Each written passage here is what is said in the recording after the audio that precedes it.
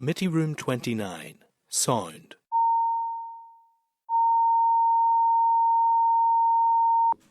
Let me know when we're in. Okay. Good afternoon, everybody. The committee's now in public session. So just the usual housekeeping to start. I would advise members that the committee meeting will be recorded and broadcast throughout Parliament buildings and online. And I would advise anybody in the public gallery that they're welcome to use mobile devices as long as they're in airplane mode and all devices are muted. And you can connect to the Assembly Wi-Fi. Password details for that are available on the gallery rules. And as usual, it's not permitted to take photographs or record any of the meeting. So you're all very welcome to the Education Committee this afternoon. Item 1 on the agenda is apologies. I don't have any apologies. I think David just running slightly late, and we have Cara and Kathy joining remotely, so hopefully all the tech will work to facilitate that.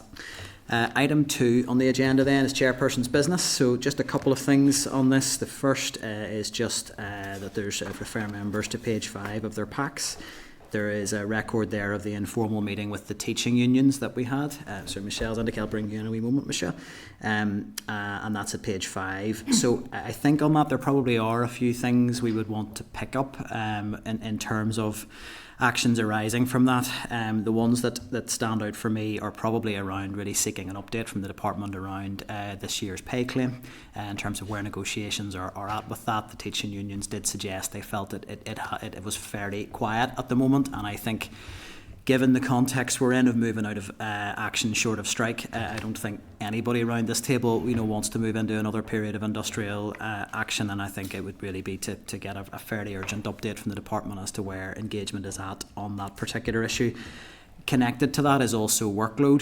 They highlighted that quite clearly, and the feeling that certainly what was presented by the unions was that they had focused very clearly on pay in the previous academic year, but their focus was very firmly on workload now. And again, there was a suggestion they didn't feel that the engagement from the department had been particularly proactive on that front. So again, I would suggest that the committee does write to the department to seek an update on that. Michelle has indicated, can I check, is there anyone else wants to come in with any other actions on that briefing? No, Michelle, I'll bring you in. Thanks, Chair. Just in that meeting, the unions did raise with us what they described as the unexpected announcement from the Minister about a new management authority for controlled schools. So, as I thought was quite legitimate, at the question time this week, I put a question to the Minister that did he accept that he was actually going against the recommendations of the independent review of education and bringing forward that new management authority. The Minister did point in his answer to a previous question, I guess a line within the independent review that did talk about the suboptimal situation for controlled sectors in terms of the current arrangements. And I'm not here to dispute that, but there's no recommendation in the independent review that actually states that the remedy for that suboptimal situation is a new management authority. I actually brought the quote with me. I came armed. So in the section that is actually called recommendations and actions, it says that in the immediate future, and in brackets prior to the creation of a single authority, which will require legislation, a directorate should be set up within the EEA with responsibility for controlled schools. So in my remarks on Monday, and in my remarks now, I'm in no way positioning myself or my party against the controlled sector, which is something that the Minister said in his remarks in answer to my question. I thought it was a legitimate question, and I don't think the answer I got, I don't think it was an answer, it's more of a tirade against my party, to be quite honest, in what he said. So I think there are legitimate concerns about this. I think it's appropriate to raise it. I think it would be worth getting a proper answer from the Minister on it. So I personally, also, do you know what, it also raises kind of concerns for me around how the Minister is going to use this independent review. Is he going to take recommendations and kind of contort them and cherry pick them into things that he wants to take forward? I'm also concerned in terms of, we talk all the time in here about the pressures within education. I'm worried about prioritisation here. I mentioned later on in another question and answer to it that the childcare strategy was a number of years away. That childcare strategy has been in production for many years, and I think for me again it's legitimate to ask why he's putting resources into a recommendation that doesn't exist when the childcare strategy is something that we're all waiting for. So if if members of the committee are agreeing, I would like to write to the Minister to understand if he actually agrees that we should set up a single authority, management authority within education, and if also he could perhaps provide a timeline to us in terms of when the department is going to respond more fully on that independent review and what his intentions are in terms of taking it forward. Okay, thanks, Michelle. And look, that was undoubtedly an issue that the teaching unions did want to bring to the committee's attention, and they did note concern around that. I mean, I'm certainly happy to add to that list of suggested follow-ups from that meeting, that we do maybe seek clarity from the Minister around the rationale for that decision, and potentially around the resource that's going to go into it, because I think when budget will come up later in the agenda, we are all very concerned about the pressures in education. It would maybe be good to get a sense on what the anticipated spend around that task force would be. So that's my proposal, that we seek that rationale and perhaps some clarity more widely around the independent review. So I'm happy to put that out on the floor. Peter, you want to come in? Thanks very much, Chair. Yeah, I mean, look, I understand what Michelle's saying. In working backwards and picking up a few of her points on the childcare strategy needs funded. Right. As far as I'm aware, the funding for the childcare strategy, executive funding, wasn't baselined. Minister can't, he doesn't have a magic wand to wave and just get money. So, like, what I would be content with is if we, wrote to DOF and said, "Are you going to baseline the money for childcare?" Because that would be helpful for the Minister in terms of taking that forward. And then just working backwards, independent review recognised that controlled schools needed further support.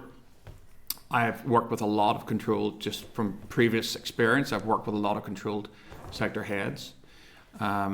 They certainly feel that they are a poor relation in terms of a managing authority.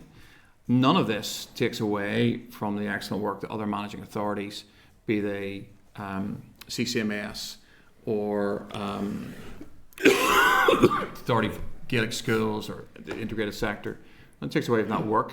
But what I would want to reflect is that the independent review actually, as the members suggested, that this was looked at. The recommendation, as you cited, was correct.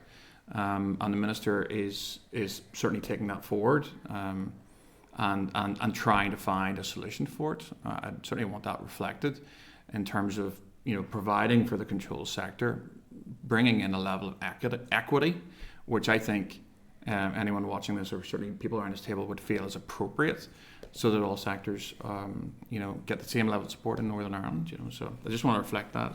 Yeah. So as not to maybe drag this out any further, I mean, I think it's entirely appropriate to ask the Minister to detail how he is going to enact, maybe to articulate his understanding of what the recommendations are in the independent review, so we can get clarity from that. But I think specifically, perhaps that direction of travel to a single managing authority, and what is he going to do around that, and potentially on the spend that is being earmarked for this particular project. I think the benchmarking of the funding for the childcare strategy is an entirely appropriate request to make to the Minister of Finance. So again, we can if committee agrees, we can go with that as well. Cathy, you want to come in, and then I'll maybe, unless there's any other burning issues, I think we've reached consensus. Cathy, yeah, please come in. No, it's just can't be heard. We've got audio issues. You were so nearly there. So far. That's it. Oh, sorry, it's only the host that can unmute me. I don't seem to be able to unmute myself, which mightn't be a bad thing. No, listen, I just wanted to come in just on the back of what Michelle has said. I have to agree with her just in terms of the remarks around the childcare strategy, and again taking on board what Peter says and around funding and budgets. I don't think any of us are under any illusion as to what situation we're in here with the budget, but I think the point is we don't have a childcare strategy. We don't even know what direction this is going in. We don't know what the details are. If there was a pot of money there, we don't at this minute in time know what that would go to in terms of childcare. I think that's more the point around that, in that we've been waiting for quite a long time now for a childcare strategy. Much like we have the mental health strategy, we know what is needed each year In terms of budget, it doesn't necessarily mean that that budget is always allocated to it. So I just to reiterate that fact that, you know, we are well aware of the budgetary situation, but to actually have a strategy and speaking to the sector, and I know Michelle will agree with me on this point as well, they're really, really keen is probably understating it to see what exactly is going to be involved in the strategy. Sure, could I just go ahead? Yes, Just please, a yeah. short comment. You know, we have asked on a number of occasions about the Minister's priorities, and as yet we haven't received those. Yet, out of the blue, we get announcements about, you know, a new management authority for the controlled sector, which is going to cost, I don't know how much. And then there's 250 grand for the mobile phone pouches, you know. So, I mean, if you were to ask me, that certainly wouldn't be one of my priorities anyway. And I know I've had discussions with some of the unions around the management authority for the controlled sector, and they were taken by surprise also, and they don't see how adding another layer of bureaucracy is going to help in any way. So. And that was certainly reflected in our meeting with the unions, that there was widespread surprise, I think, at that announcement and the particular direction of travel. Look, I think we've aired the issues. I don't think across all the parties we're going to agree on the detail, or we agreed on the broad outline of any correspondence that can go on the back of the meeting with the NITC. Okay, so that's agreed. The only other item then under chairperson's business we don't have any particular papers for this, but I do think it's just worth noting the youth engagement session that we had yesterday evening around the RSE inquiry. It was a brilliantly attended event, and I think it was a really positive event. It was just great to hear from such a diverse range of young people. Really, really helpful, I think, in terms of shaping our thinking for the inquiry going forward. I mean, some of the things that stood out for me were just the very clear position that the young people took, that they didn't really want to hear the opinions of adults. They wanted to have space created for them to discuss, but they didn't want a sort of top-down instructional approach to some of these issues. And I thought it was very refreshing. How informed they were, how engaged they were. It was all, to my mind, was incredibly positive. So I would want to just propose, obviously we will get a full note of that, and members we will consider how we reflect the discussions yesterday evening into any final report. But I think at this stage it would be appropriate if the committee's agreed to write to all of those groups who attended and to thank them for their participation. Danny? Yeah, just a wee small point, because it was fantastic last night, and I just thought many of them are very articulate. They're passionate about the subject, but the underlying for them was a curve for their own peers as well, because they were very acutely aware that many of them may not go into further education beyond 16, and where were they, as one said to me, going to learn either online or on a built-in site, their education side of that. So I thought brilliant from them, and like the curve they have for their own peers is brilliant. Absolutely. Okay, are we agreed that we send a thank you note out to those groups, and then we can we'll take the evidence that we heard from them forward in more detail as we go forward. So item 3, declarations of interest. Are any items on the agenda that any members have any declarations of interest to make? Nope. As usual, if anything arises, please do indicate, and you can declare an interest if required. Item 4 is matters arising. There are a few items falling under matters arising, and I'm just conscious through the clerk that there are witnesses with a wee bit of time pressure. So rather than put them under pressure, I would suggest if members are content, if we can move matters arising until after our evidence sessions, just because I think particularly the first witness is on a wee bit of a time pressure, and we don't want her cutting our evidence session short. Are we agreed? Mm-hmm. Great. Okay, item 5 then is the minutes of our previous committee meeting on the 9th of October. So I would propose those are a complete and accurate record of proceedings. Is everyone agreed? Great. Just sign these.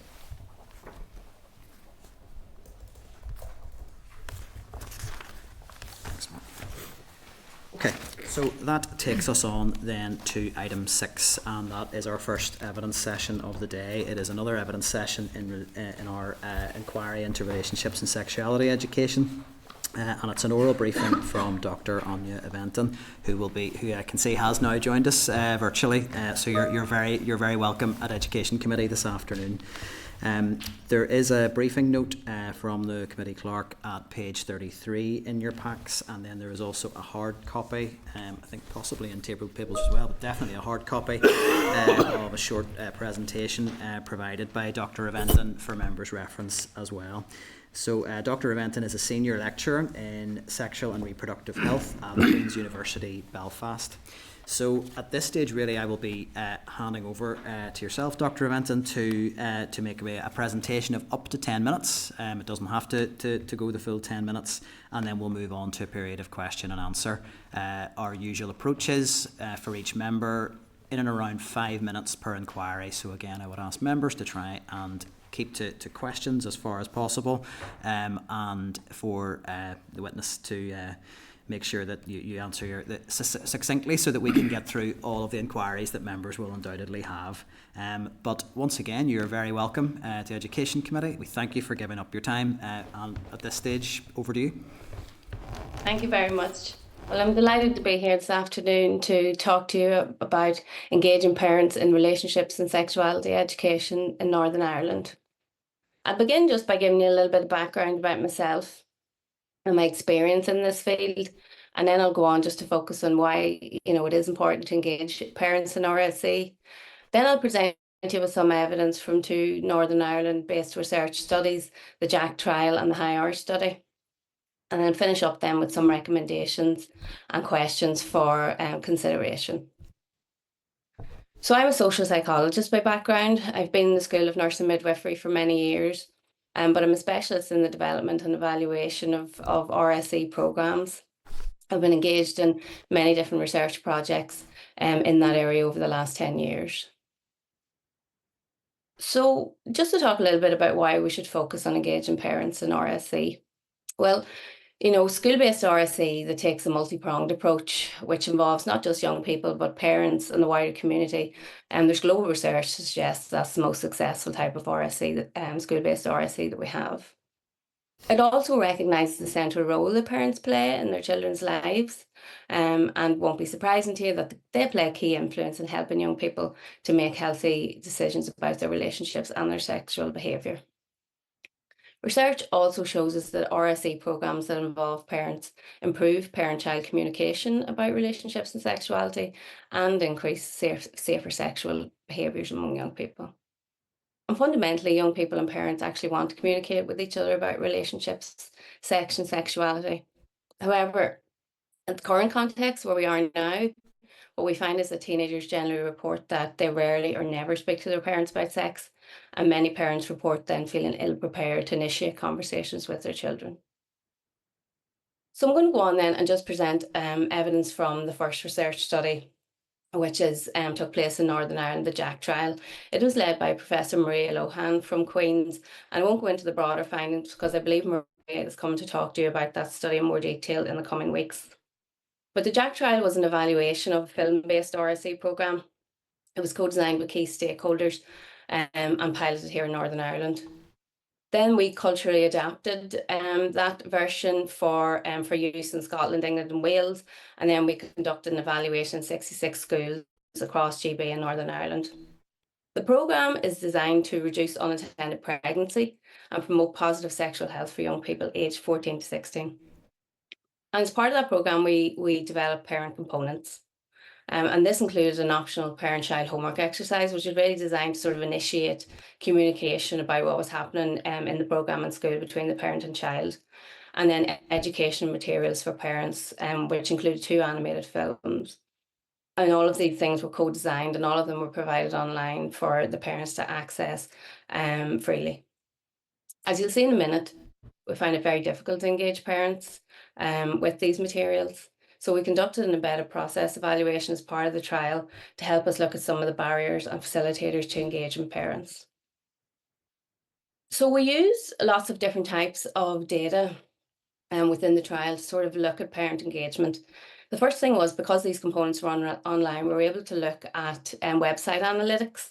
And what that revealed to us was that actually only 27% of the parents actually engaged with the programme materials. And of those, we sent out a survey then to see, why parents engaged or didn't engage and that kind of thing. And we had very low response rate. We sent it out to around 4,000 parents and only 134 responded. Of those who did, 50% had engaged with the Jack materials. Of those who did not engage, 68% said that they didn't engage because they didn't know about them. So potentially they weren't sent them by the school or they didn't see them. 14% said they forgot, 11% said they didn't have time, and 4% said that it didn't interest them. Another interesting finding was that only 38% of teachers actually implemented the parent-child homework exercise. And when we spoke to them about this, they said was because they assumed or knew that young people wouldn't do it, that it would be just totally off-putting for them to do this with their parents. And then some of the teachers thought that it might result in backlash from parents if they brought this kind of thing to their attention. So an interesting finding then in relation to what parents report and what young people report was that 34% of the parents who completed the survey said that they had completed the homework exercise with their child. But when we spoke to the young people, only 13% of them said they'd done so. And actually the highest, that was the average across the 4 countries, but in Northern Ireland, that was the highest at 17%, still low. There was slightly more girls than boys that completed it, and there was very little engagement from fathers overall. So we invited, obviously, parents, mothers and fathers, but only one father took part in an interview and only 2 responded to the survey. So, you know, we were interested in this and we wanted to explore more what were the barriers and facilitators to parents. And this is, bear in mind, all this was co-designed, you know, with parents and young people to begin with.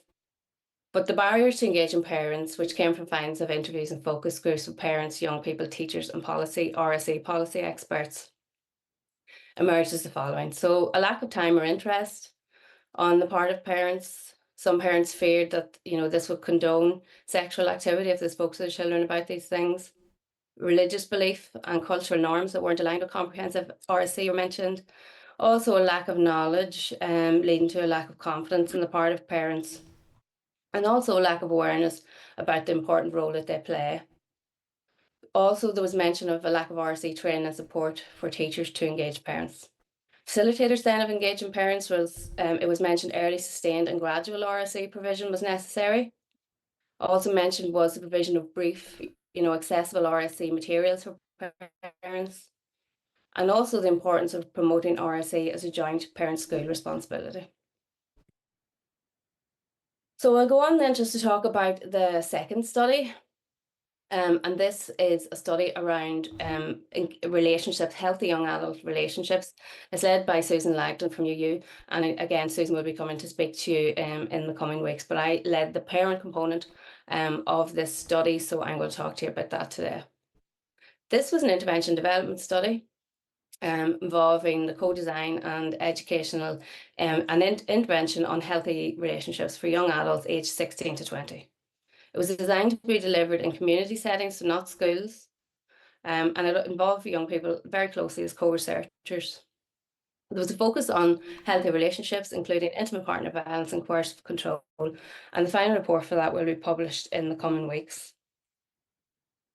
So some parent views then on relationships education. Well, the parents we spoke to, what we found was that they didn't clearly understand the term coercive control or the concept of unhealthy relationships. And while they expressed concern about these issues, many felt uncomfortable or ill-equipped to discuss healthy and unhealthy relationships with their children. They felt ill-equipped to deal with the generational gap that they saw created by technology, social media. And they wanted education for young people, but they also wanted support from schools and the wider community in relation to this. And they really wanted education for parents and young people on these topics. Again, we looked at the barriers and facilitators, and this was really more about anticipated barriers and facilitators moving forward, because this was a development project. So if we're moving forward to implement, what might be the issues that come up. So with interviews with parents and young people, what we found, and they echo the findings of the Jack trial: lack of time and interest, perceptions that they don't need this kind of education. And then some parents brought up the possibility that some parents may be aware or asking themselves, have they indeed modelled unhealthy relationships at home, which would make it difficult for them then to have these conversations with their children. Facilitators talked about the provision of brief interventions across different settings and across different modalities. There was talk as well about, the need to sort of start off simple, teaching parents how to communicate with young people in the first place, internet safety, consent, that kind of thing. And it was strongly come across the need to promote public awareness of these issues among health professionals, schools, and the general public and the media and things like that. So a central point emerging from all of this then is that although parents, do want to be involved in RSE, and say they do, the majority of them don't actually do so when given the opportunity. And we've seen that there could be many possible barriers and reasons behind this. And of course, this doesn't mean that we don't try to engage them. It merely means that we have to keep trying to find ways to do so. So from this research then, I've outlined a number of recommendations.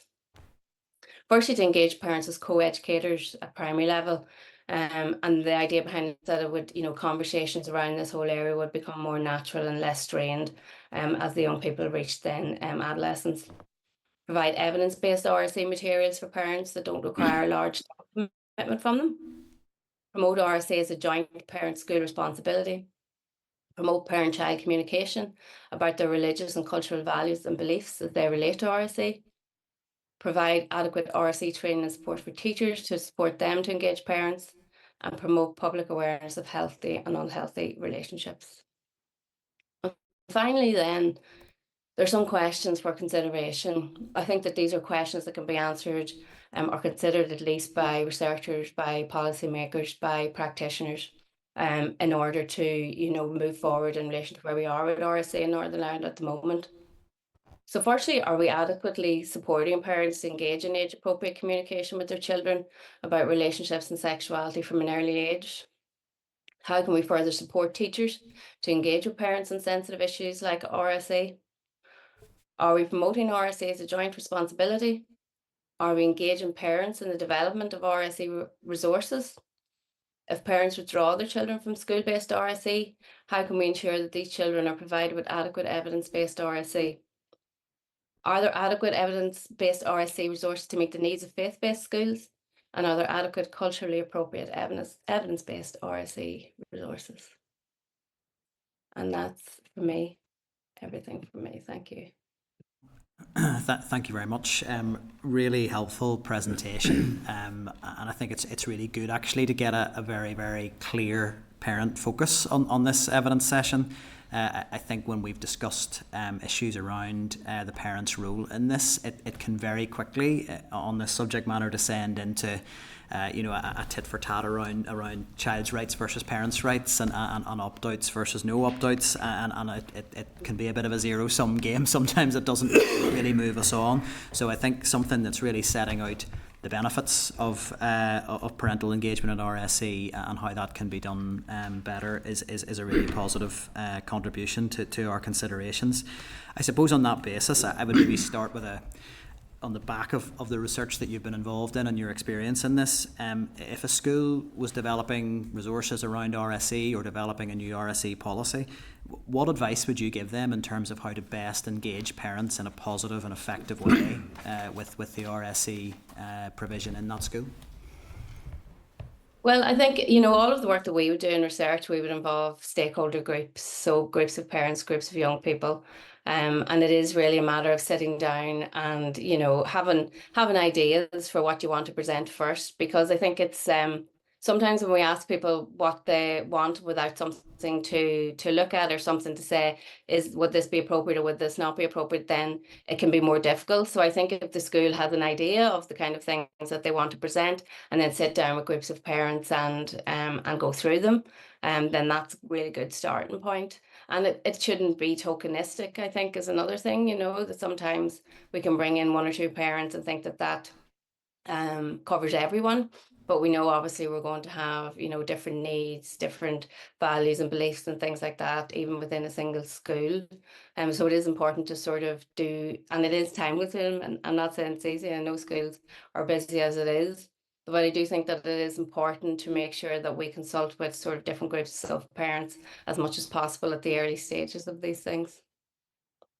Thank you. And you've mentioned that schools are busy, and we're very conscious of this, that we, if we acted on every recommendation that came before this committee, we would pile probably an absolutely unsustainable workload on teaching professionals. So we are aware of that.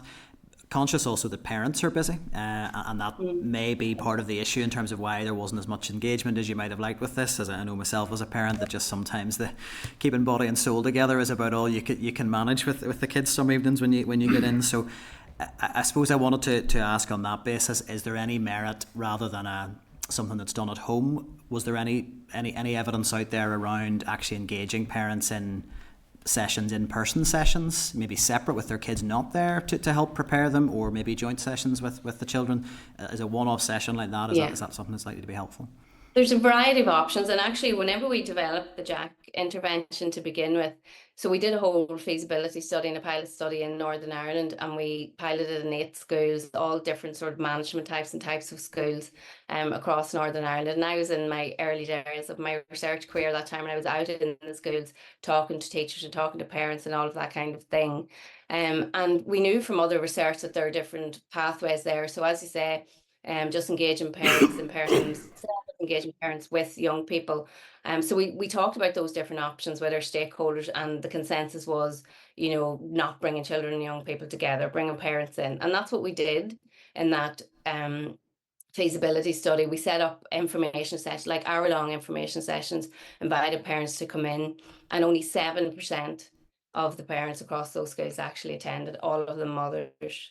And it was similar, we got feedback, in terms of why they didn't attend, and it was the same things: lack of time, other commitments, fears around embarrassment and that kind of thing. But I know that there is international studies that have done work sort of outside of schools, more so in community settings, where they've brought parents and children together and have showed really promising results from that. But that's why we went forward to the online side of things for the main trial, because our feedback was that might be less time consuming for parents. And so I suppose the increase from 7% to 20% or 27% is something positive overall in relation to that, but obviously it's still not ideal. No, that's already helpful. I'll just one last question for me, and then I'll open it up to members. And it is on opt-outs, and it's not really seeking a view on whether they're good, bad, or indifferent. But feel free to share that if you want. But it is really, whenever an opt-out request is made to a school principal, and be that a request to opt out where there isn't maybe a statutory right to opt out, or where the statutory right has been introduced, how would you suggest that a school should respond to that? What's the most helpful and positive way that a school can engage with a parent who is making that request? Well, I think first of all, even before that happens, there should be communication from the school to parents in terms of what they're covering, because I often think that once the materials are made transparent and parents understand what's happening, that takes away some of the fear. It's not, and obviously fear isn't always the reason, but for those parents who are fearing what their children are receiving, that goes some way, I think, to alleviate any worries that parents may have. So that's a good first step. If that's been done, and then parents do still want to remove their children, I mean, obviously that needs to be respected under the current situation here. I think that there really is, and I mentioned this in my presentation, a need to ensure that we provide those parents with the resources that they need to provide that education themselves. Because I suppose if you look at the broader picture of education within Northern Ireland, my understanding is that parents can remove their children from education altogether, but they're still legally required to provide a full education to them at home, and that there are checks, by the EA and things like that to make sure that that's done. So my question would be, well, if the parents exercise their right to remove their child from RSC, then, what do we provide them with? What can the school provide them with to ensure, or how can we ensure that the young person is receiving the education that they're entitled to? So I don't know if that exists yet, and that is one of my questions. I don't know if that exists in terms of, will the parents then go away and just deliver whatever they want themselves, and is that evidence-based? And I think that there's a certain risk in that, because then the young person obviously isn't receiving the same education. And I suppose making parents aware as well of the risks of doing that, because the chances are that the young person is going to hear about what was taught in the class from their peers, and obviously then that can be distorted and not be actually the information that was received in the class, or obviously they can go and look for that information from other sources. And now obviously some parents will, provide that education to them, But yeah, I don't know. My question is there a responsibility on the part of the schools to ensure that happens, or, more broadly speaking? So I don't have an answer to that, but that would be sort of No, where I'm at with it. that's great. Thank you for that. I think there's a theme that is coming through, is that perhaps there is an element of this where the department or EA need to be equipping schools better in their engagement with parents, that maybe schools and teachers don't feel they have the resources they need to actually manage those conversations in a positive way. So that's something we can continue to consider. But no, thank you for that. So open it up to members. Deputy Chair, do you want to come in? Thanks, Chair, and thanks for that, Anya. We had a roundtable event last night with young people giving their own views on RSC, and just to confirm your own findings, of the 5 young people at the table I was at, 4 of them said they wouldn't talk to their parents about sex or relationships or anything like that. But during some of the evidence sessions we have had here at the committee, we have heard from witnesses who say that they're willing to present factual or scientific evidence or scientific facts to children around RSE, so issues like relationships, abortion, and so on. But that they also have to bring their own moral framework, or I suppose you could say ethos, into those conversations also. And the difficulty with that is that, given that most of our schools have a Christian ethos, that in many ways sees single-sex relationships, for example, as wrong, abortion is wrong, contraception is wrong, and so on. And if that's reflected in the parents of children as well, that they have particular religious or cultural views, how then do you square that circle where children are given information that isn't partisan or based on a particular view of the world? Have you a view on that? I do, and first and foremost, there's no simple, easy answer to it, as I'm sure you're all aware. I guess I can relate back to our research with Jack, and as I said, that and there's a paper that I would have included you there around the things that we did to include faith and non-faith based schools and all of that in our study, and how we really considered that in developing this intervention. And I think that there's lots of variables to consider. So even within, well, to begin with, the approach that we took was that we designed this program as a sort of a lot of it was around the basic education that was needed to address this topic, and also then signposting for young people, to websites, local services, things like that we had fact checked, and we knew that they were appropriate, and that meant that they could go and look for information in places that we knew were safe for them to find information. But as I said, we consulted with different schools, different school types in doing that. And some of the faith-based schools would have said to us, and a lot of times it came down to, we can't bring that to our board, we can't bring that to our parents, we can't, that website that they're suggesting, even though it was a legitimate website, maybe, for example, a website that talked about different types of contraception. We didn't include that as part of it, but we mentioned the contraception. We mentioned obviously contraception as part of the education. So what we did was these were like little pocket cards for the young people with the websites on them that they could take away. So what we did was we developed, in consultation with the faith-based schools, different cards with websites that they thought were appropriate, websites that they thought were suitable for use within the ethos of their school. So I think that sometimes we think it's either black or white, and I think that sometimes with these things there is actually a middle ground if we sit down and talk to people, because there's no point in developing a whole intervention or a whole program and then expecting people to deliver it. That, can you hear me okay? It's the same, my internet's unstable. So, that middle ground where, and I do think that it is important, because if you want people to engage, if you want people to deliver a program with fidelity, then you have to try your best to make sure that it's suitable to their needs, while also trying to provide the education that you need to provide. And that isn't easy. But I do think that with, sensitive consideration, it can be achieved. And even just in terms of individuals, as part of our research, we would often get feedback. We set out a program that should be delivered a certain way, and especially within the context of a trial where you're trying to keep everything same so that you can evaluate it. And young people would report back that teachers were adding in things that they shouldn't have been adding in because of their own beliefs that need to be there, I guess. And just So on that, yeah, so it's very difficult of a thing to. Sorry, Anya, just on that particular point about teachers adding in their own views when probably they shouldn't have been.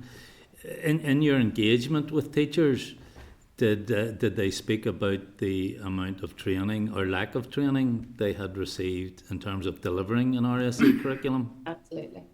I mean, it's a central thing. The teachers used to joke about in the schools that the last person in gets the RSE. So, the young teachers who are just starting out in the school get landed the RSE, and they don't have adequate training. They don't have, and I know that's changed even over the last 5 years. That has improved, and things are moving on in that regard. But absolutely, not enough training for them, not enough support for them, and as well as that sort of. Just giving it to somebody who doesn't want to take it is never going to be a good thing, because not everybody is the type of person to deliver this kind of sensitive information, especially if they don't have the training that enables them to do so. So yeah, I definitely think that there's inadequacies there.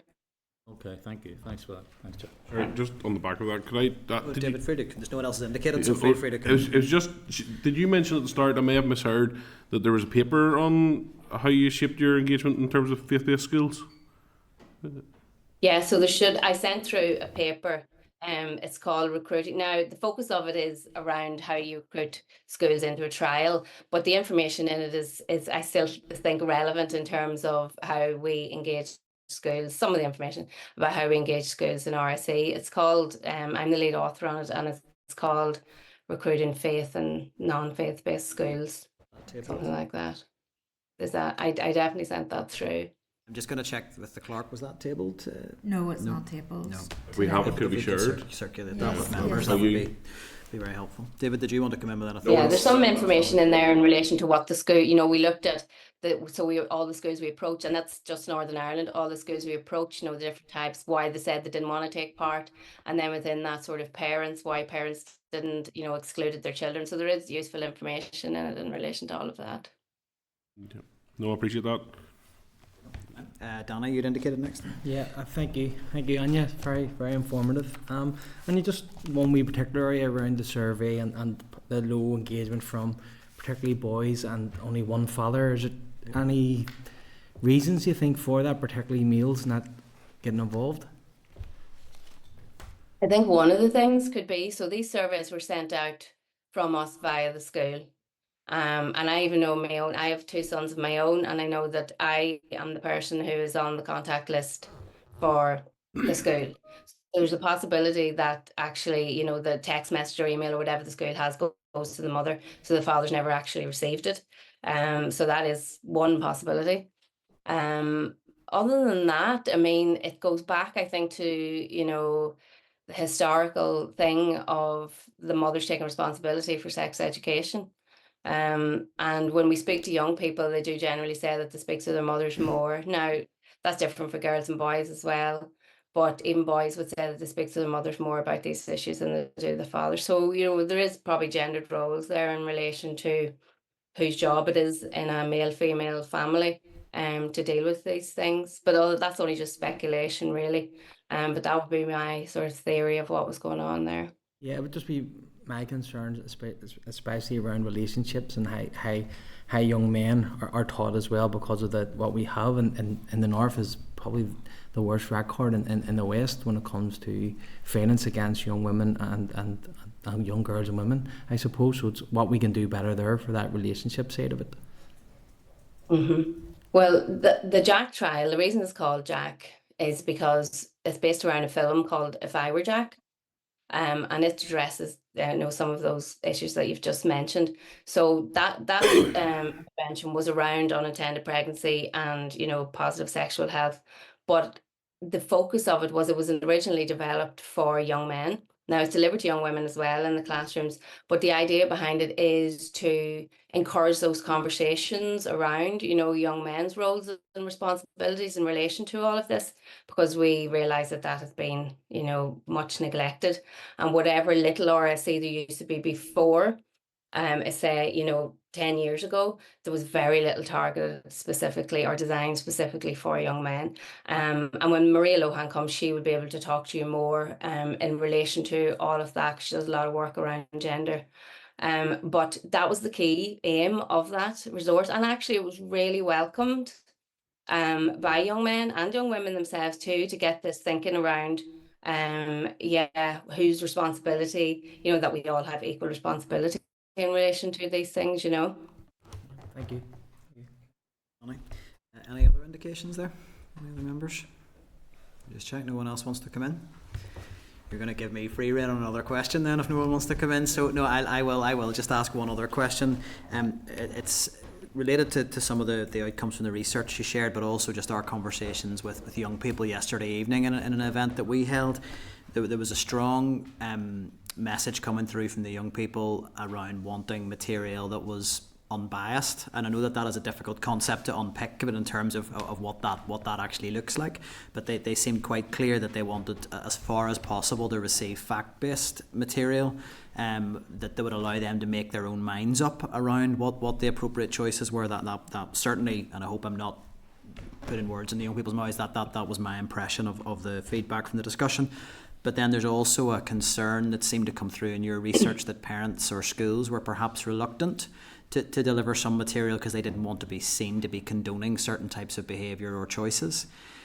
Can you give us a sense of how you might balance that? And is your sense in terms of what looks like effective RSE that the aim would be that it would be largely providing information, or should there be an element Absolutely. around a value base to any of this?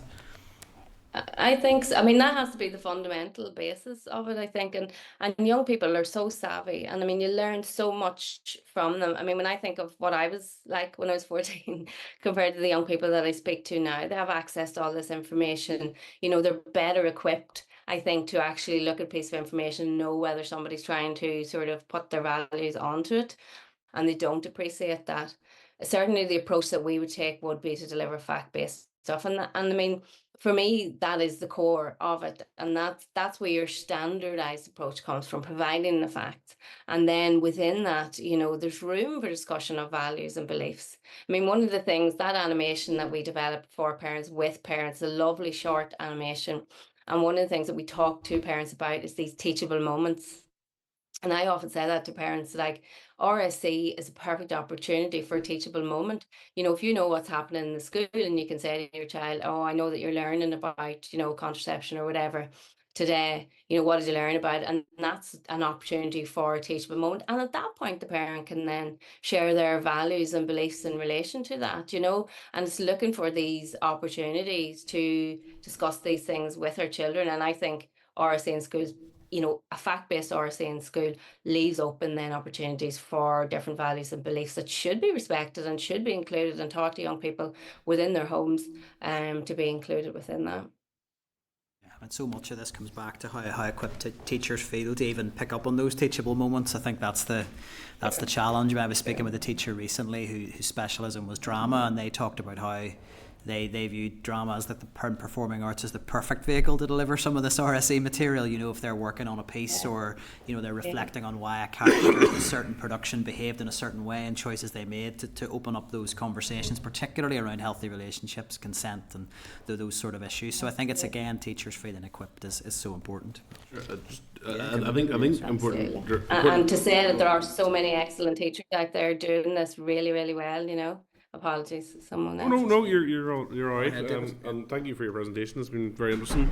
But just to reflect, because myself and the chair were at the same table last night, and I think there was certainly a demand for we unbiased, and I had some trouble sort of thinking like, how can you have something that's completely unbiased? But what we did discuss, and I think while we may disagree on the detail of it, no doubt, I think me and the chair did have some agreement around this, and there seemed to be an appetite for it around the table, was that discussion-based piece where there are some of these issues that around the world, not just in Northern Ireland, are contentious, whatever side of the discussion you're on, and almost to teach them in a vacuum that doesn't deal with that and allow some discussion of that is not really to prepare a child for the world that they're going out into either. So it's important to engage with that, but engage in a way that allows the different viewpoints to be heard, respected in that sense. So I think just reflect what I think I heard at our table as well, and I think.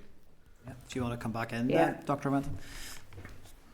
And it is really important, because if you don't take that approach with young people, in my experience, it is shut down. And that's across the board with any type of education, that if young people feel that they're being sort of dictated to or told what they should think, they don't engage with it. And, we see this in different ways. So, yeah, really important point and really important approach to take. And it is preparing them. And that's what relationships and sexuality education is about. We tend to focus in on the sensitive, issues related to sex and sexuality, but it's so much broader. It's a really lovely subject, and there's so much learning there. And that kind of engagement, that kind of teaching, role models that kind of, dealing with the world when it's done right. Yeah, and I think there's, I've said before on this committee, I think there's a lot can be done by actually listening to each other rather than what we think about each other, because I think quite often both sides of this debate feel that the other is only interested in indoctrinating the children with their viewpoint, and I don't think that's actually true of either side in that sense, for the most part, for most people. Yeah. Well, that's great. Thank you, David. Michelle, you've indicated, and then I think I've had clarification that the online members are not wanted to come in, but let us know if that changes. So, Michelle. Thank you, Anya. That was really, really interesting and a really nice presentation. Just a couple of small points. The first one was just Danny had touched on the idea of the young men, and you had talked about the gendered roles within the households in terms of delivering RSE. Do you find that in the schools as well? Is it more female teachers who deliver RSE? Is that replicated? Yeah, my experience it is, but I wouldn't say across the board. I would definitely say that there are, I have met and experienced, male teachers who have taught this very well. But yeah, for the most part, it's like all of these subjects, even learning for life and work, where it's usually found, it's probably more female teachers. I could be wrong in that, but that's my experience, certainly, yeah. And then in terms of when the kids aren't getting really RSE in school or getting it at home, in terms of where they're getting their information, the concern there is about misinformation online in particular. Is that something you guys have looked into as well? We haven't looked into it directly, but there's lots of research out there on it, and that's probably the reason why we haven't needed to, because it's, young people, number one, they get all their information from their peers, and that's probably historically the way it's been anyway, and yeah, the young people talk to each other, and such and such brother's done it, and such brother's cousin done it, and that still exists today. And that's obviously not ideal. And then of course the internet has changed things dramatically, even in the last 10 years, and we know that 50% or more of 13-year-olds will have seen pornography on the internet at age 13. I mean, it's mind-blowing.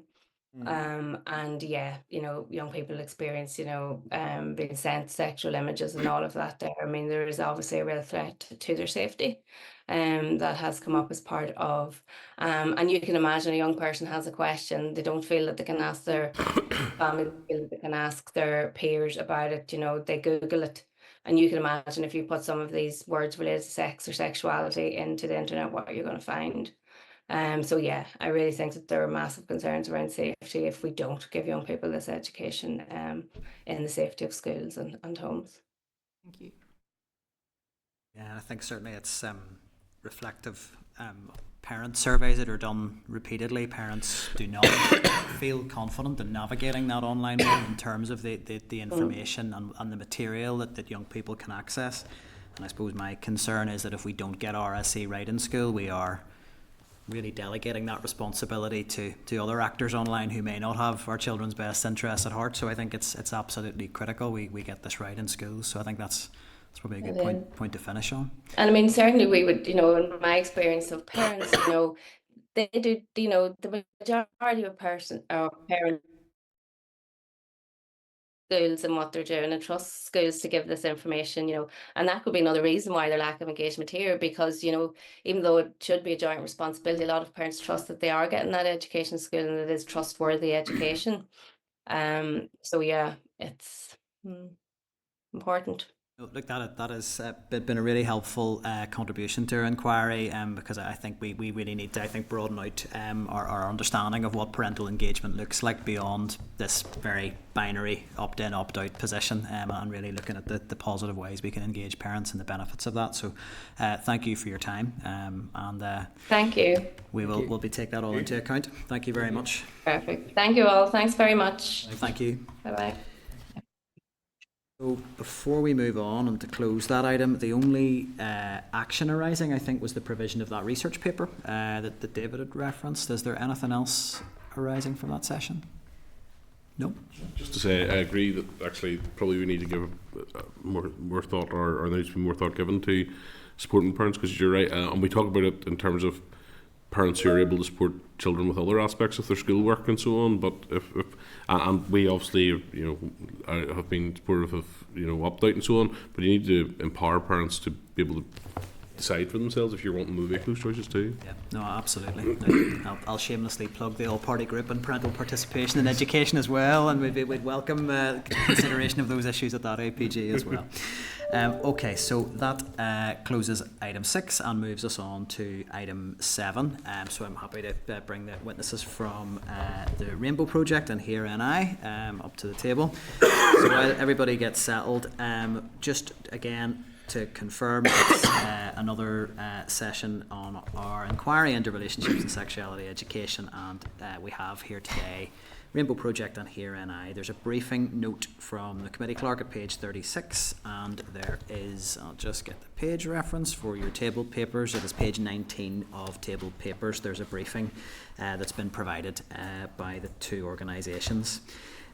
We had also hoped to have Cara Friend here with us, but they send their apologies. So here with us today we have Alexa Moore, Policy Campaigns and Communication Manager with the Rainbow Project, and Sophie Nelson, Policy Officer with Here NI. So you're very welcome to the Education Committee this afternoon. Great to have you here. I'll just do a quick introduction in terms of the format, and then it'll be over to you. So we would ask witnesses to give a presentation of up to 10 minutes. So that's really just to set out your assessment in relation to the inquiry around the current picture in terms of RSE provision, and then your thoughts around any need for reform in that area. And then we'll move to questions and answer from members. Try and stick to 5 minutes per inquiry with each member. So again, would ask everyone to work with me to facilitate that so that we can get round everybody. And I will try and just keep an eye on the online members as well, just to make sure that everybody is brought in. But at that stage, I will hand over to yourselves. Brilliant. Thank you so much. So fabulous to be here, and just thanks to the chair and the clerk and everyone who facilitated us coming in here today.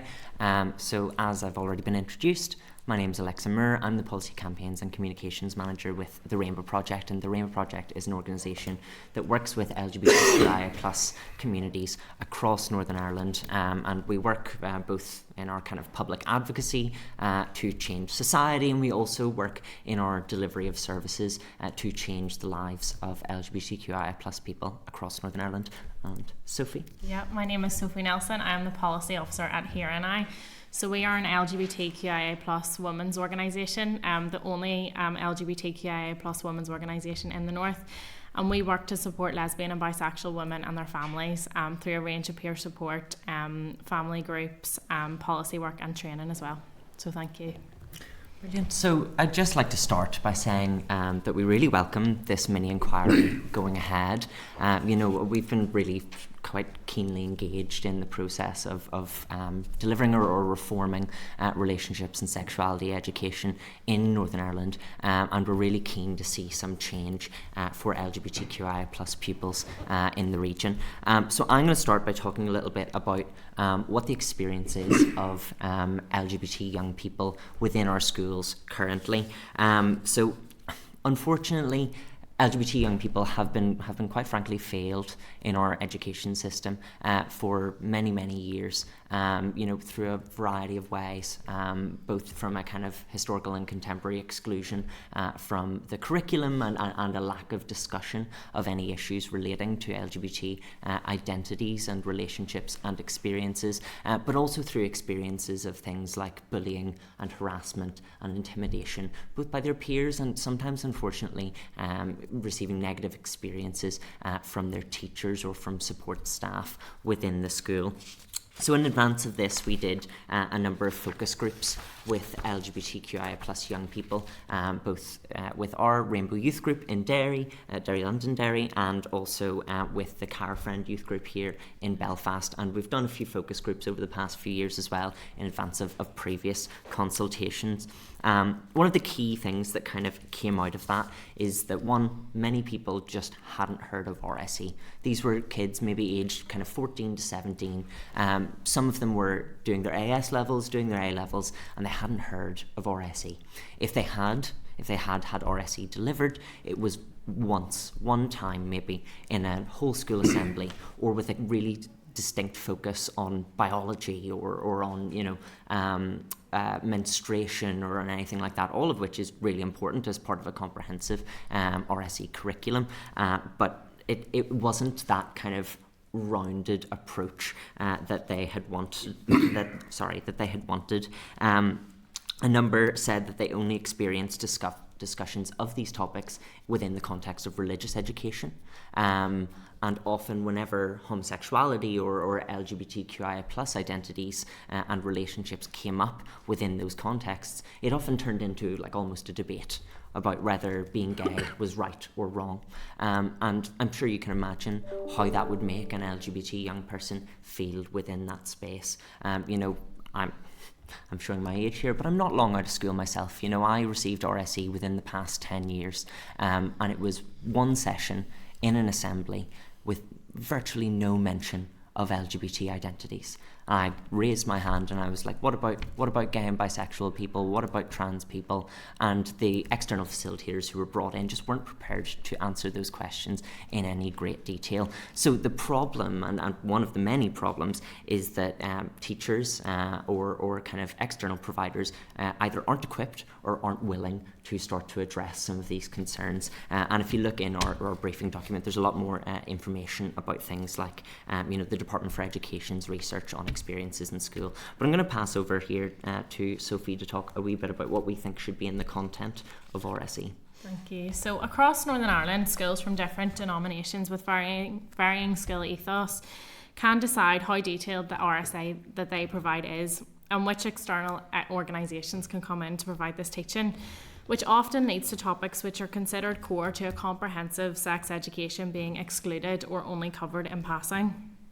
So currently, as you're aware, the Education Curriculum Minimum Content Order 2007 provides a very simple baseline of content which has to be covered in RSE.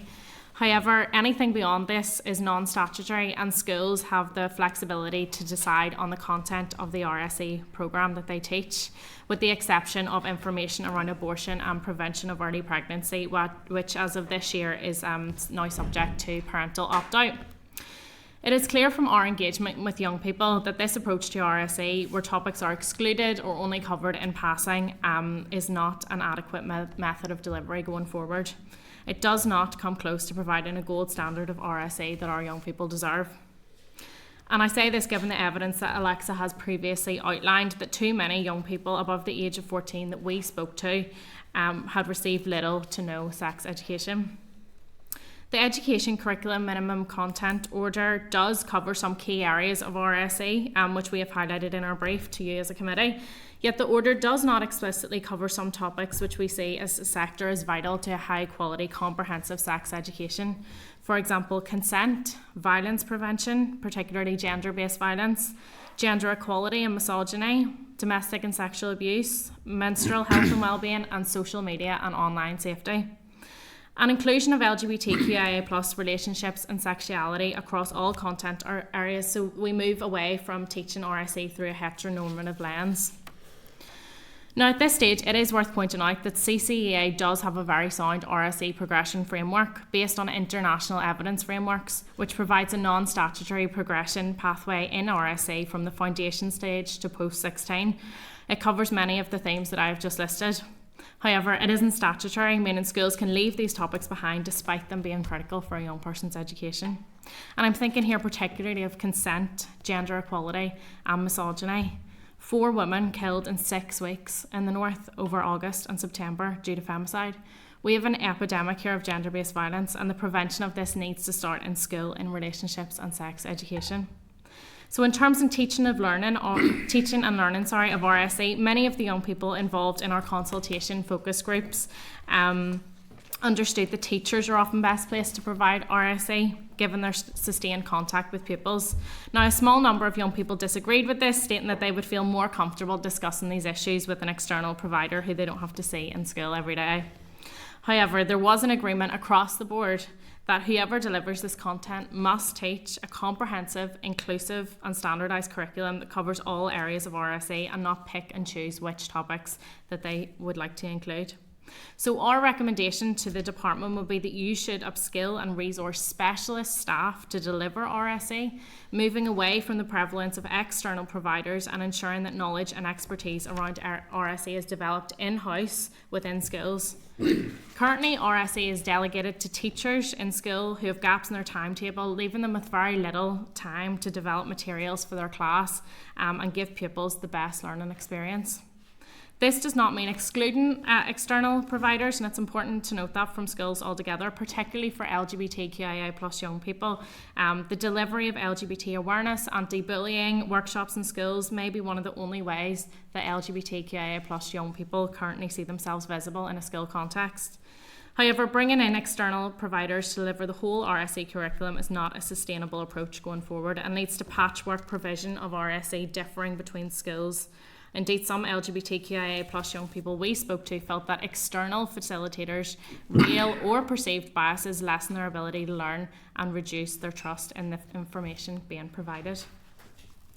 So yeah, there's a lot that's currently kind of missing from the content, and I suppose one of the key elements that we would like to see integrated throughout the RSE curriculum, but also throughout the whole curriculum, is that discussion and inclusion of LGBTQIA+ identities. I'm a firm believer that relationships and sexuality education should start early and scale as the young people develop and age and grow, and in terms of the issues that might be presenting for them. And it's the same with kind of discussion or inclusion of LGBT identities as well. When you're talking to primary school age kids about their parents, about their families, about what families look like, it isn't that hard to say, oh well, there's maybe a mum and a dad, but there also could be a dad and a dad, or a mum and a mum, and that's really important, not just for LGBTQIA+ young people, but also for young people who maybe their family members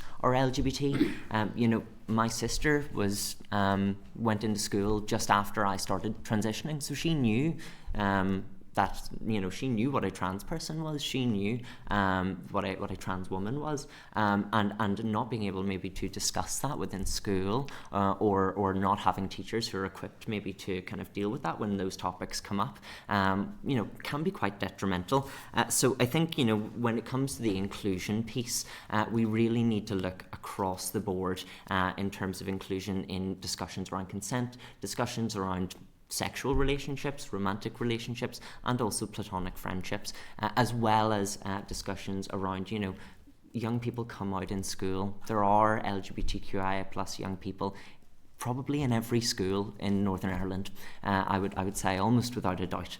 And those young people deserve to feel respected and represented and visible within the curriculum. So it's really important. And you know, studies have shown, we've got some research referenced in our briefing, and I'll close because I know that we're pretty much out of time. We've got some research in our briefing. There's been about 3 decades of research on relationships and sexuality education, and one of the key pieces that jumped out at me was that the inclusion of LGBT relationships and identities and experiences within RSE actually helps drive down homophobic, transphobic, biphobic bullying and harassment within schools. And this isn't, you know, just inclusion as a debate topic or as a kind of, oh, well, you know, is it okay to be gay? Is it not okay to be gay? This is meaningful inclusion of LGBT people as normal people who have relationships, who are engaged in sexual activity and who live their lives in our society much like everyone else.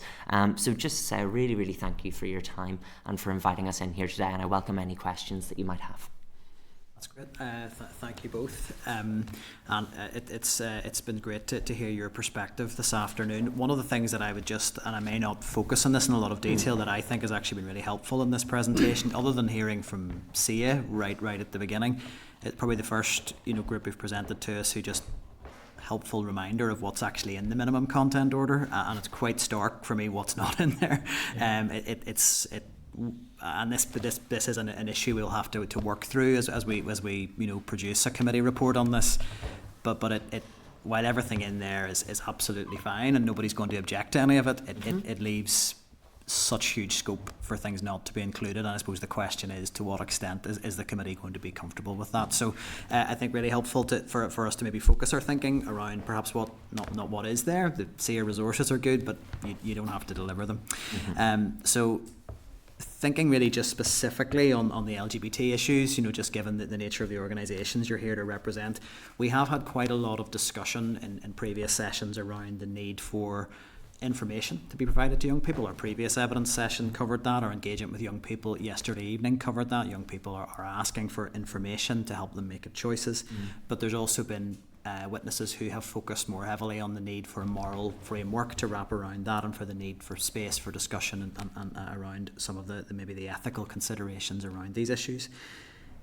How would you advise that those two things can be balanced in RSE? And I'm thinking particularly, and one of the things that has sort of been on my mind since some of the evidence sessions we've heard is just around how to make sure that an LGBT young person doesn't have their actual identity attacked, and that they're essentially having lessons conducted in a safe space.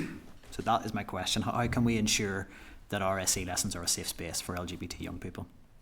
It's a really, really important question, and I think that the main way that you can do that is by integrating LGBT relationships, identities and experiences throughout the curriculum without exceptionalizing it, without making it okay, so here's the LGBT content and now we're going to discuss LGBT people, because then that almost, you know, for LGBT young people who maybe are in the room and listening to that almost puts their heckles up. They think, oh God, here we go. Here's another debate about my life, about, you know, who I fancy, about my gender, and that's not what's useful for LGBT young people, and it's not useful for the wider student population as well to be constantly engaged in those debates. You know, I think there's lots of questions around, you know, where do morals fit into RSE? Where does, you know, this discussion around these different topics? And I think it is really important to foster that inclusive environment where those discussions can really happen. But that doesn't happen by saying, okay, you know, is homosexuality wrong? Yes or no. Put your hand up if you think yes, put your hand up if you think no. Because that it singles people out, and it also, you know, it serves to, you know, kind of ostracize and marginalize the LGBT young people who might be in that room. And it's worth noting as well that not all LGBT young people in school will be out.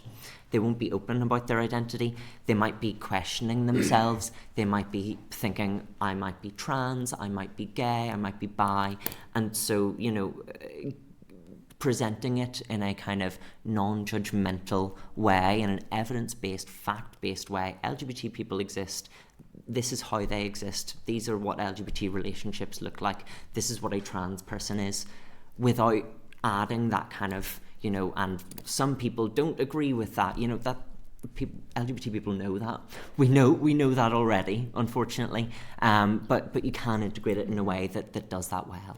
So I think as well the department could have a really key role in that, in terms of upskilling teachers to be able to feel confident in, tackling questions around sexual orientation or gender identity, to be able to create a safe space in RSE lessons for pupils, so that they can support pupils themselves. But as teachers, they also need to feel supported. So it's about the department stepping in and really upskilling and kind of being able to provide resourcing as well to schools. Thank you for that. And look, this is the only other question I have really. I'm just bearing in mind that we know there is not a consistent provision of RSE, so there isn't a sort of this is what RSE looks like. There is a lot of variation.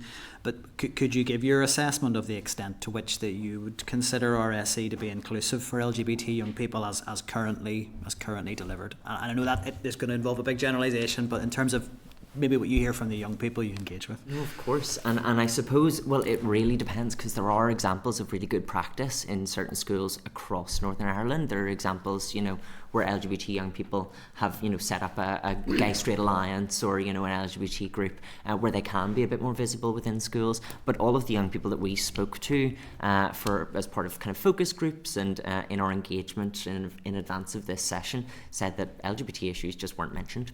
Either they weren't mentioned, or when they were, it was brought up as a piece of discourse, as a debate. And that actually, to kind of piggyback off a point that was being made in the previous evidence session, that leads people online. That leads people, because often they can't talk to their peers. Maybe they're the only LGBT young person in their class or in their school. So that directs them online to search up information that may not be accurate, that may not be best practice, that may not, as was said previously, have the best interests of the child at heart. So unfortunately, I would say that we use this term a lot, but it's a bit of a postcode lottery. It depends on where you go, it depends on what school you're at, and even within schools, we've heard from some of our young people. 2 young people were in the same schools and they got really different experiences of RSE because they were in different years. And it was a different teacher providing that.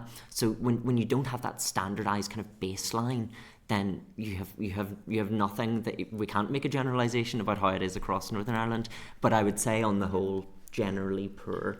And in terms of for us and what we kind of want RSE to look like, that would really be to provide all pupils in school with factual and scientific information to be able to make informed choices themselves in relation to their sexual, emotional health and well-being. And some of the young people in the focus groups told us that they wanted to focus on consent, they wanted to focus on contraception and STIs, unhealthy relationships, how to recognise if you're LGBTQIA+, how to come out or navigate in families that maybe aren't affirming.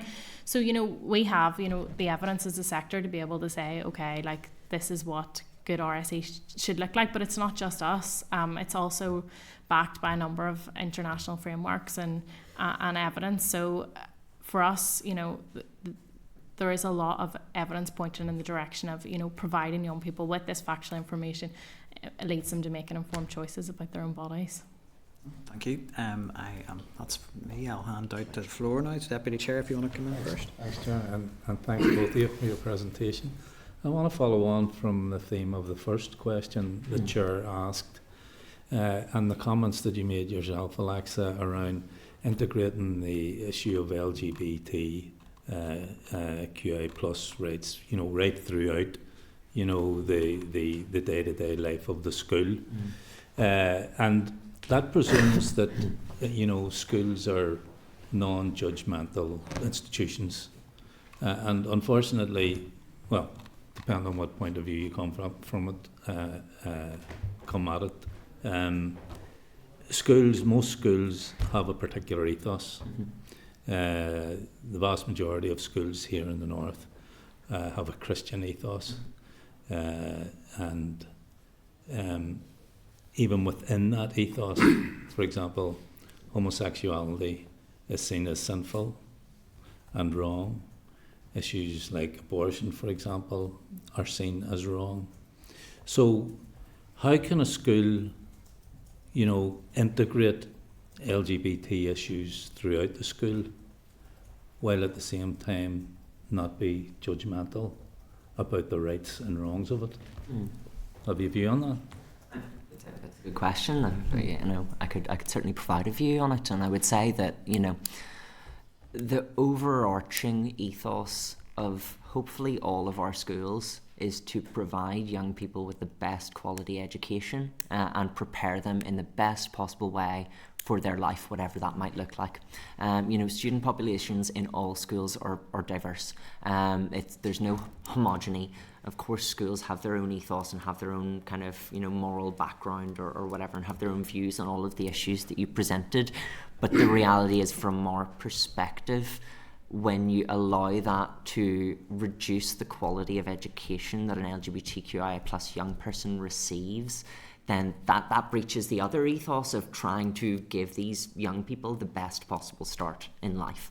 And so I really do think that you can balance those, that there's religious education, you can kind of present the school's ethos and that view, but you can also acknowledge that LGBT people have existed throughout our history. We should be talking about Mark Ashton from Portrush in our history classes as a really pivotal LGBTQIA plus person from Northern Ireland who went on to make real change in Britain. That's what I kind of mean by integrating it throughout the curriculum, is that you don't have to have a moral view on LGBT relationships or identities or experiences to acknowledge that LGBTQIA plus people exist, and we have existed for a long time, and we will continue to exist and make contributions across all kind of subject areas in society. And so I don't think those issues are at conflict. And I think the question around kind of religious education versus kind of integrated or non-religious education is important, because actually we don't necessarily see that there's a massive correlation of, okay, well, all the integrated schools are really good on this versus all of the religious schools are really bad on this. Like, that's actually not what we see. There are many religious schools with religious ethos that actually have really good practice around including LGBTQI plus young people and around kind of including them in the curriculum. And there are many kind of integrated schools which maybe don't. And so I don't... Integrated schools also have a Christian ethos. Certainly. No, absolutely. But my point, I suppose, was that kind of where that ethos is there, that doesn't necessarily define the experience that an LGBTQI plus young person has within that school. That might be defined elsewhere by whether those teachers were trained on supporting LGBT young people, whether they've integrated it throughout the curriculum, whether they've considered the kind of safeguarding of LGBT young people in particular as well. Sophie, do you have anything to add? No, it's just that is a challenge. I mean, even if you train up teachers well, if they then go into schools with a school ethos that tells them that they can't be teaching certain information, then the teaching it there's a problem. So I think a lot of this needs strong leadership, especially from the department, in equipping schools to be able to kind of lead on equality, not just LGBTQIA plus equality, but for all marginalised people. There's no way that LGBTQIA plus young people are not still going to their teachers in schools with a Catholic ethos. That schools will be working with LGBTQIA young people in their own ways. So it's about, I think, acknowledging that, and for the department to be able to provide resources and support for schools who are willing to step forward and say, yes, we want additional support on this.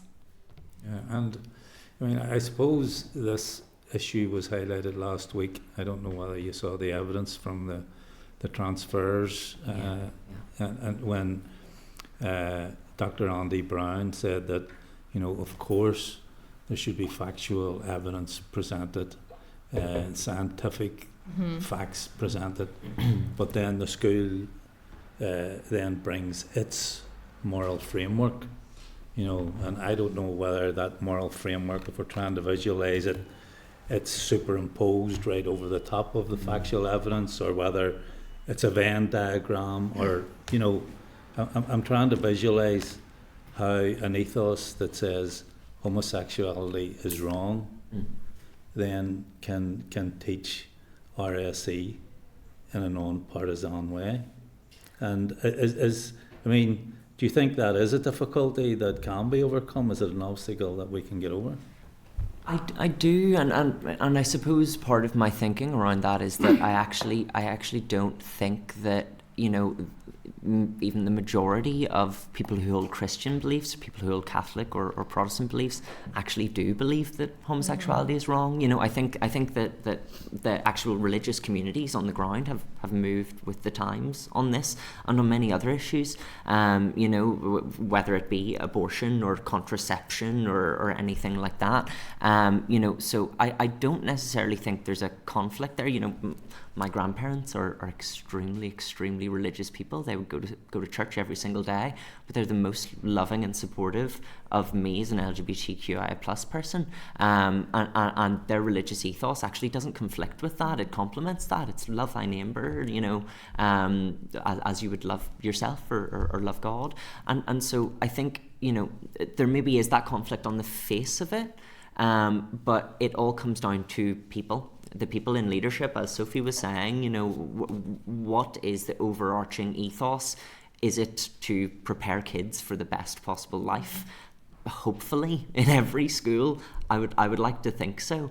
So, you know, I don't necessarily think they are conflicting. I think it's important that you do, you know, that young people have a rounded view of religion and of the scriptures and of what, you know, what certain religions say about certain topics. But I think that starts to affect LGBT young people's quality of education when it becomes a debate, when it becomes discourse around, oh, well, do you think LGBT people are wrong, or when it's preached as kind of fact, or so as, I guess you know, one of the ways around that would be not having, you know, RSE being taught in religious education, kind of having it as a subject with teachers who are trained to be able to teach that. And I think that's core to solving this problem as well. Yeah, absolutely. You know, there's many kind of areas of science or whatever that maybe would have conflicted with certain elements of certain religions,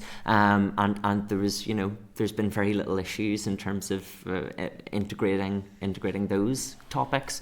So I don't think it's necessarily an issue here, or if it is, it's one that can certainly be worked out.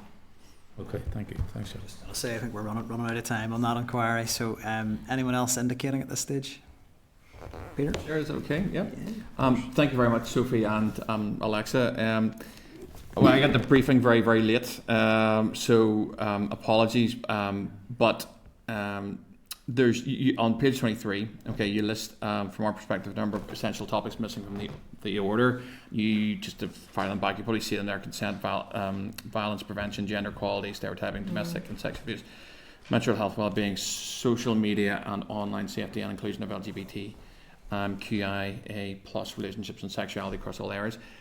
So one of the things that committee is obviously looking at in particular is, you know, what actually goes in, or what the committee considers to, you know, make mandatory. I guess that's one of the things that certainly you'd hear reflected week on week. I mean, are there any priorities from that list? If you know, was sort of said, look, you know, what's the number one or number two thing on that list? Well, I think they're all important. It's hard to create a hierarchy, to be honest.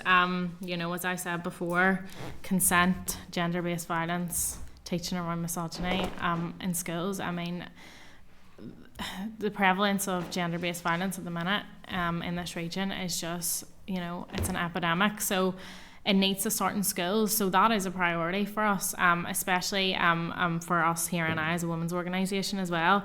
But, you know, some of these things are easily done when it comes to incorporating LGBTQIA plus relationships and sexuality across all the areas of the curriculum. You know, as Alexa said before, you know, in primary school, if you're talking about parents, maybe some people have two mums and two dads. And it's the same when you're using examples, you know, in class, like if you're in a science class and you're looking at Jenny and I don't know, Derek or something, who are picking apples and they're in a relationship, it could be Derek and James, you know. It's like, it's about incorporating that inclusivity across the board, across the spectrum. But when it comes to, you know, essential topics, I mean, there is no hierarchy in our view, but there are some kind of essential topics that really need to be included, like I just stated there. If I could maybe place a hierarchy. I think Sophie's absolutely right. Like, all of these topics are really important. But I think when it comes to safeguarding young people, RSE is absolutely essential. Young people need to be able to identify when they're experiencing abuse, when they're experiencing coercive control, when they are, at risk, and when they should talk to someone about it.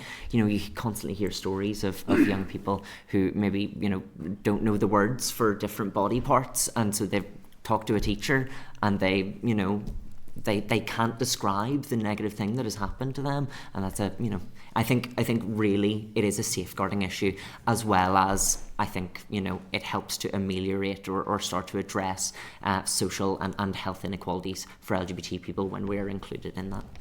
And certainly thank you, Alexa. And that's, safeguarding is something that the committee is hearing sort of nearly week to week in terms of that wider picture. I have one more question, and it's more for you, Alexa. I mean, the Rainbow Project signposts to a number of organisations. Okay, one of those organisations is Gender GP. Okay, so again, I didn't have all these notes until 25 to 2, so I did have a look at the Rainbow Project website. So Gender GP has this advice, and it's in light of the CAS stuff, which obviously you will be aware of, Hillary CAS, and then the report this year. Gender GP, under a section, it says what to do if your child's puberty blocker is running out, and it says some of these solutions include taking their prescription to a pharmacy abroad, or getting the prescription created in the name of someone who's over 18. Ask around in trans forums and see what other parents are doing. Now this isn't hidden or anything; it's just there, I mean, is that something you're aware of? I mean, as an organisation, it's nothing about you in particular, but is that something the Rainbow Project is aware of, and kind of what's your response to that? Well, like the puberty blockers decision was really, really challenging for a lot of young people and their families. They're really struggling to know where to go, because many of these people have been on puberty blockers for a long time, or they've maybe not a long time, but a year or two, and they've been kind of starting their medical transition. Now we don't necessarily have a view on Gender GP. It is just one of the services that is out there for people, and there. I'm sure you're aware, there are many views on all sides around that. I think the reality is that whenever families and whenever supportive parents are pushed into a corner, they're going to do what is best for their child. And it's unfortunate that they have been pushed into that corner. Now we don't know of anyone who is doing this, of anyone, I can't tell you, and I also don't work in the services side of the organisation, so I do the kind of policy and campaigns work, but the reality is, whenever you shut down those safe and kind of safe and regulated routes, same with access to abortion, same with access to many areas of healthcare. When you shut down safe and regulated routes to accessing that care, people are unfortunately forced to go outside of those regulated routes. Now, we would support that being provided through the NHS and through healthcare services locally based and locally accessible. And I would be happy to meet with yourself or any of your colleagues and discuss that in further depth.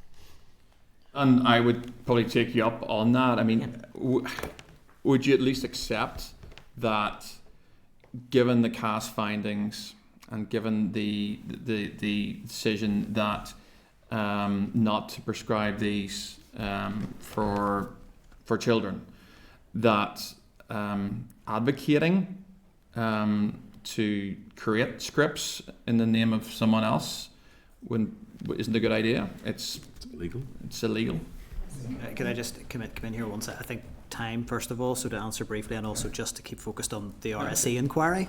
We've definitely widened out beyond the terms of reference of the inquiry, so I think it's entirely up to you, Alexa, whether you want to cover that issue in particular, because I don't think it is really, that's a health matter that's not within our committee's remit. To bring it back to RSE, because But I would ask for a brief answer, because we are over time on a point, yeah. But to bring it back to RSE, this is the kind of discussions that many LGBT young people, or there's some transgender young people who maybe have questions around what medical transition entails. They don't have anyone to ask those to. They don't have anywhere to get that kind of unbiased information. So if we start to equip teachers with the knowledge and the experience and the expertise to be able to help young people figure these things out, that non-directive support that supports and kind of affirms LGBT young people, I think we start to move away from any of the kind of misinformation that we're seeing online.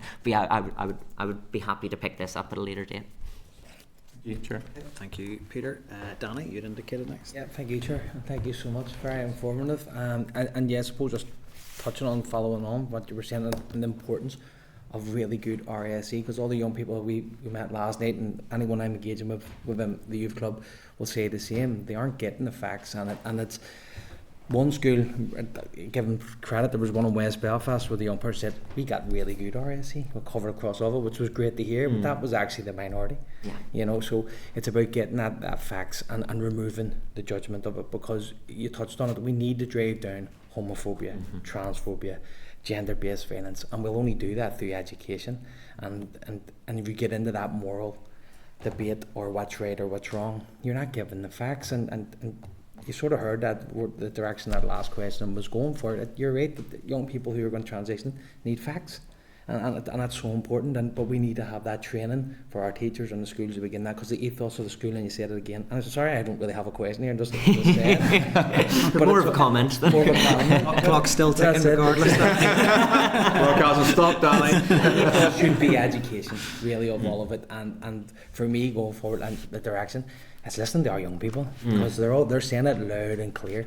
They're not getting it. They're not getting the education that they need, and we need to be tackling gender-based violence, transphobia, homophobia from an early age. They're not getting it, but they're also not getting asked their opinion on it, which is a really key thing, because one of the kind of statutory kind of requirements for schools is they have all of this wide scope to decide what they can teach, or what they teach, what they don't, but they have to consult with the teaching staff, the parents and the pupils in developing that.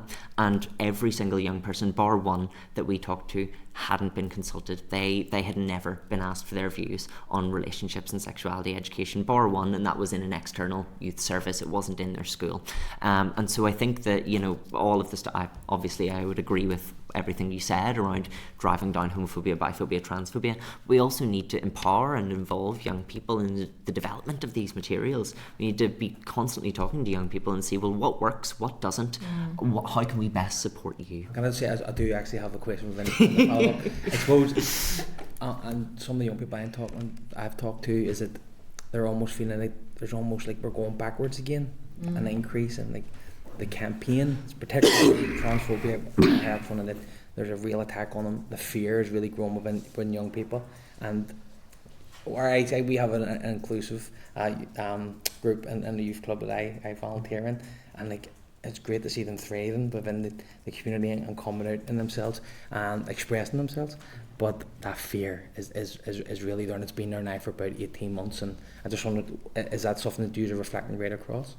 Yeah, I mean 100%, and I think particularly, and I'll keep it short because I'm sure you want to come in on this, but particularly for transgender young people, they're seeing their lives and their identities debated day in, day out by politicians, in the media, in everywhere, as though they don't exist, as though they don't deserve a say in their own lives. The puberty blockers decision was a key example of that, but it's not the only example. It's been going since at least 2016, if not longer. And if we remove our own views from this for a second and just think about a transgender young person who is going through their teen years, is considering coming out, and seeing day in, day out just attacks on them, on trans people. They see that Northern Ireland, that the UK isn't a place for them. We hear constantly of transgender young people. You know, I was one of those in school. I was desperate to move away. I didn't want to stay here because it didn't feel like a place that supports and includes trans and wider LGBT young people. And so I think that even beyond the debates, even beyond the actual issues, the impact that that has on our young people it's really detrimental, and we're seeing really poor mental health as a result. Yeah, and you talked a bit about youth groups and youth clubs and stuff.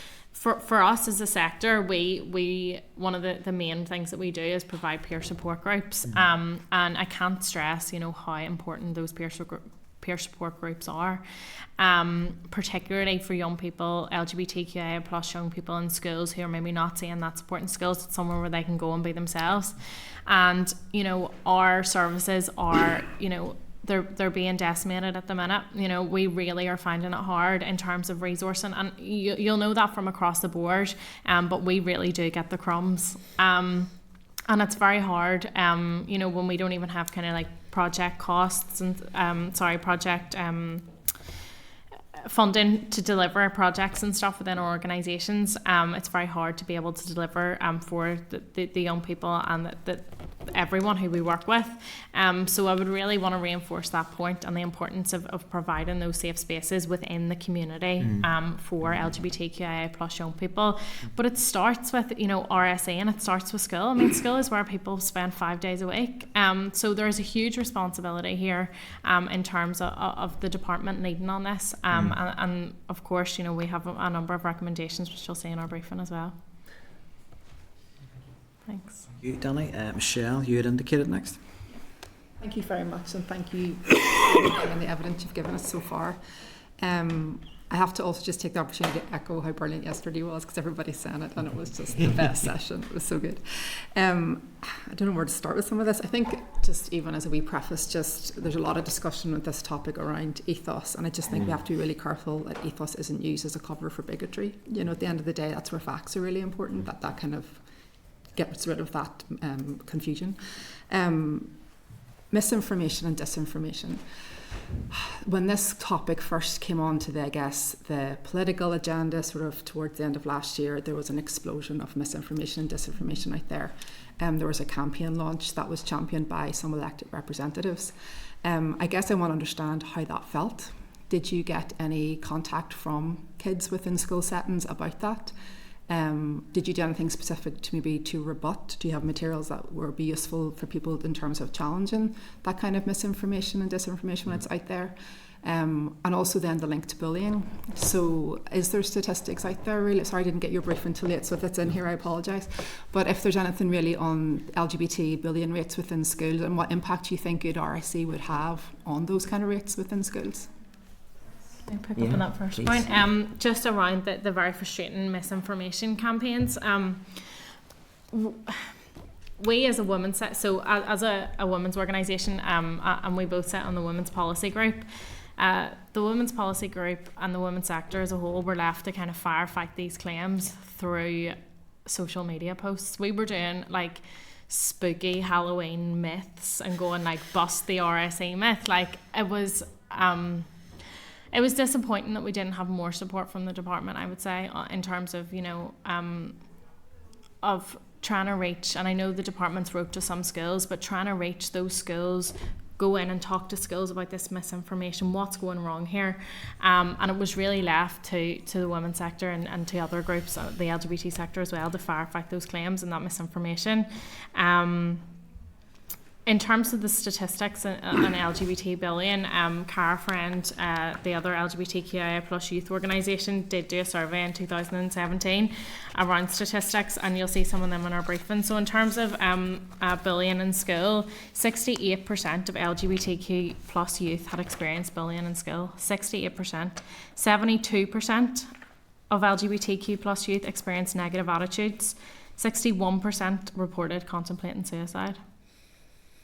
So that was in 2017, and from the way that people have been talking, you know, over the kind of backwards slide in some of the attitudes towards the community, I wouldn't say there'd be much improvement there. I can't imagine there would be, and I suppose that's kind of backed up by the Department for Education's own research, which was published also in 2017, which, over half of pupils stated that sexual orientation and gender identity didn't come up in their classes, and as I said, 75% heard about it through religious education. That also went into, experiences of bullying when LGBT issues came up. Roughly a third of pupils felt that it was handled well. Roughly a third felt it was handled badly. Whenever trans issues came up, 2/3 thought it was handled badly or very badly. And so whenever teachers themselves aren't equipped to challenge this, and as an LGBT young person, I saw it in school as well. Teachers see homophobic, biphobic or transphobic bullying and they say, stop that. And that's where it's left. So when teachers aren't equipped and don't have the knowledge and the expertise to proactively address it, when it's not covered in any of the classes, when LGBT people are invisible in the curriculum, then you create an environment where actually it's okay to bully LGBTQI plus young people. And when you have all this misinformation and disinformation, to come back to your point, when you have all this discourse in the media, then it reinforces that actually, no, it's okay. It's okay to bully someone because they're gay or they're trans. And so, I think a lot of LGBT young people are feeling quite isolated within schools and feeling quite scared about where the public discourse is going. And those young people deserve to feel supported, and they deserve to feel seen, and they deserve their staff, their teachers to be equipped to support them properly. And that's just, unfortunately, it's just not the case. And that's why we're seeing that bullying. That's why we're seeing kind of poor mental health. LGBT people don't have poor mental health because they're LGBT. They have it because of the wider kind of context in which they live, which is a context that doesn't see them, that doesn't represent them, and that doesn't support them, unfortunately. Sounds like we need more stats to evidence that, really, don't we? More research, always good. The department on this issue. We also need more action, which is I'm very reticent to say, fund more research, because I think it's really important. But we have a lot of research there. The 2017 Department for Education research was done, and then unfortunately it sat on the shelf, and it hasn't really, we've acknowledged the problem and we haven't done anything about the problem. That's very fair, yeah. Across all the sort of prejudice-based bullying, we're very clear as a committee that there is a real data gap, and we will continue to raise that with the department. And it's it's not just on LGBT issues, and there does seem to be an issue around just perhaps funding. It's a resource issue around research, but I think the committee's been quite clear that is an area we'd like to see some progress on. Okay, David, I have an indication from you. Thank you very much, Chair, and thank you for your presentation so far. I have to say, I do have an issue coming out of Peter's question earlier on, but I don't think necessarily it has to be dealt with here. I think we can deal with it after the session, but just wanted to note that. Listen to what you were saying earlier on. Actually, I think, as we've said in other sessions, there's a lot for such a divisive subject at times, or perceived to be. I think there's still a lot around safeguarding and other parts that many people can all be agreed on and find common ground. I was interested in the sort of tension, I guess, between, we talked earlier, and I think you must have been listening to the previous session, where our session last night, kids expressed that they wanted the sort of factual, unbiased as possible sort of information.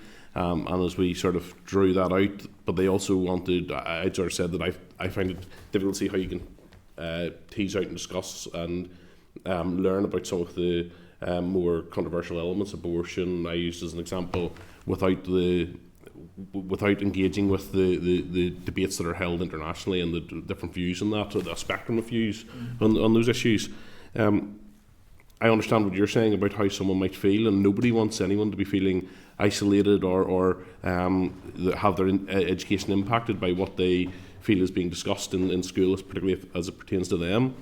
But how do we allow for that kind of discussion around the kind of debates that happen worldwide, the different ethical views and the full spectrum of that in schools, even if it's driven from the class rather than a teacher? How do we allow that element of learning to take place without Do you have any ideas around without people feeling that they're being picked on or made an example of in that circumstance? I mean, how do we teach about any kind of controversial issue in school? You have to do it with sensitivity.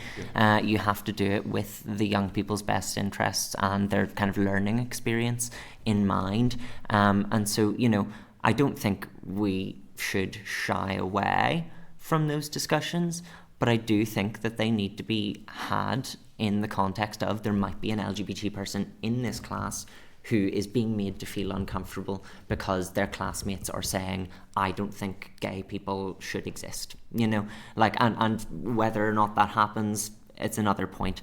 But I think we really need to start thinking about safeguarding LGBT young people in particular when we're having these discussions. It's completely reasonable to present in fact we should talk about what happens around the world. The death penalty is still active for homosexuality in tens of countries around the world. Talk about that. That's where those kind of ethical and moral issues can kind of come in there. I think that actually feeds into the idea. I mean, that you talk about different minorities. That minorities in a class, particularly in some areas of Belfast, with where we have schools, and we've talked about this in terms of integration and so on. That integrated schools now actually they're integrated in so many different ways. So as are non-integrated schools, people from different backgrounds, but minority faith backgrounds that aren't Christian. Pat referred to that earlier on. There are aspects of this discussion that will make those people feel isolated, or that the majority of the class takes a different view to them, or that they're not on the same page as most of their class. I guess that's why, and we discussed this last night, some of those discussions are best had in a moderated environment within a school with a teacher there to allow discussion and learning about how my classmate has a different view to me, and that's okay, and we can get on together and we can be friends together, because that does not preclude those relationships and friendships. 100%. But understanding difference is key to that. But some of those discussions are key to building that understanding, I think. And what I'm saying is, I think that's a key part of the learning. But how do we do that in a way where nobody, whether that's a person from minority faith, person from Christian faith, person from an LGBT background, someone who has all, might view themselves as both of those things or a multitude of things. How do we have those discussions in a respectful way? Yeah. Well, I think that one of the key issues here that you've raised is around the difference between having a view on something and being something. So LGBT people can't change who we are. We can't change being gay, bisexual or trans. That is an innate part of ourselves that does not go away regardless of how other people feel about it. So, if the discussion or if the kind of topic of debate or discourse in the class is being LGBT or being gay or being trans wrong, then, I think that really puts the spotlight on someone who can't change who they are, who can't, It should make absolutely clear. I don't think that would be an appropriate way to teach that. No, and neither do we. Yeah. And I actually agreed with some of what you were saying earlier on, and I think it actually does transfer to what some other parts of what the transfer said last week, in the sense that a Christian ethos of a school is actually quite a broad and, for the most part, soft touch element of how they the ethics of their school. It's not equivalent, I think, to a church environment. I'm not saying there aren't bad examples out there, but that actually it is about having that positive learning experience, and most schools will have a degree of pragmatism in how they deal with issues whilst acknowledging and giving reference to their ethos. And I think it's important to realise that we're not talking about sending people through sort of indoctrination or churches here. We're talking about sort of a wide ethos of a school, and I thought that was a good point from yourself earlier on. So, did you want to? Running short on time, so maybe a quick one to wrap up. And then just very quickly, when we look at, you talk about balancing the moral and positions in the classroom. For RSE specifically, there's so many subjects, in school, whether it's there's debate, and for RSE specifically, it's about providing factual information to make young people have their own informed choices, and that is what we would be behind advocating for. It's not about telling a young person what they should do or whether they should go to access abortion. That is not what we are advocating for at all. It's about information to make informed choices, and that should apply to everyone in school. Yeah. Thank you. So I don't have any other indications. So other than to say thank you again for your time and for that evidence session. It's been great to hear from you. And we'll obviously, as with all the other sessions, take all of that and feed it into our final report. So thank you. Thank you so much for inviting us. Yes, thank you. Thank you. So just to double check while the witnesses are on their way out, are there any actions arising from that? I don't recall anything. Definitely, David, do you want to? I do want to raise, just on the back of Peter's question, and I didn't think, I say it's not something for Alexa to deal with here today, but I do think we should probably, if that is the case, that Rainbow Project have been referring people to Gender GP, and that is the advice on the website, that we should write to the Health Committee to make them aware. I was formerly an employee of the General Medical Council, and I think prescribing on the basis of fraudulently prescribing by suggesting that people should get a prescription in the name of someone else is a very serious regulatory issue, and something that the Health Committee should be aware of, and that probably the Department of Health should be aware of and look into. And on that basis, I also think we should probably inform the General Medical Council and the Pharmaceutical Society of Northern Ireland to look into that as well. So happy to open that discussion up to members. I'm conscious we are stepping out of the education, which is why I'm saying committee's it should be remit. Written to someone else. I mean, I wouldn't profess to be an expert in these matters, nor would I be professed to have a clear view on to what extent the Rainbow Project are responsible for material on an external website. So that would be my slight concern on that. Especially for Gender GP though, rather than it's not the Rainbow Project. I mean, that's what we talked about. Is not necessarily the views of the Rainbow Project or Alexa. I want to make that really clear there. Yeah. They may not be aware of that advice. They're referring on to Gender GP, and it's whether or not we consider that to be proper. I mean, these are young children with obviously some level of gender dysphoria, and it's Gender GP. These Alexa and the Rainbow Project were just essentially have a link on their website, but essentially what that advice is suggesting how minors can get access to controlled substances through fraudulent means. That's a very serious issue. It's illegal. I'm not trying to apply ethics to this, but I am saying that we should write to the appropriate authorities and to the Department of Health and the Health Committee to make them aware so that they can take it up in a relevant session. It's not for us to investigate, but it is something serious that we have been made aware of, and we should. Yeah, so certainly well into the remit of our committee's statutory areas of responsibility. Michelle, you wanted to... I mean, it was just a strange segue from a discussion on RSE, and indicative of how RSE conversations are hijacked generally, and it usually ends up back with trans kids. But if this is something you have a concern about before coming into the committee, I don't think there's any impediment to you raising that yourself. You've brought it into this committee and made it something that we have to make a decision on. I don't understand why you've done that in that way. Well, so the papers, as you referred to, Michelle, I didn't get till 25 minutes before the committee. We did. I did get that, so I didn't. I mean, you went outside of RSE. Yeah, I didn't have sight of it. So looked it up and you brought it to the committee, so it had nothing to do with the committee. I got that. So anything I'd done was yesterday, and I did have a look at the in particular the Rainbow website. I did see this link and clicked through and find this out. So I mean, I think it was. Maybe it was a bit of a segue from RSE inquiry in terms of that, okay? But if we do have, this stuff in terms of puberty blockers and so forth, the CAS is all about children. It's relevant. It's current, and this guidance, this advocacy is there. The committee does have varies over safeguarding and looking after kids and trans kids, kids who have gender dysphoria, which is obviously what Alexa represents. But as I said, this isn't something that the Rainbow Project have on their website. It's something that Gender GP have on their website, and it's whether this committee is is happy that that's there, or as David said, whether or not we write to appropriate bodies and make them aware of it, because I wasn't aware of it until yesterday. Sure. Deputy Chair, please come on.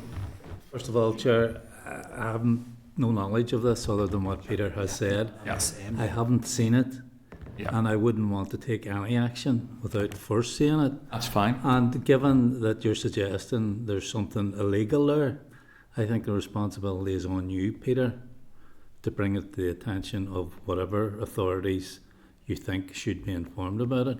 I don't think it's a matter for the committee, given that we have no knowledge of it. I certainly haven't seen it, unless anyone else around the table wants to say that they have. I have to be very clear. I haven't seen the material you're referring to, so I would certainly be reluctant to form a view on it without having seen it.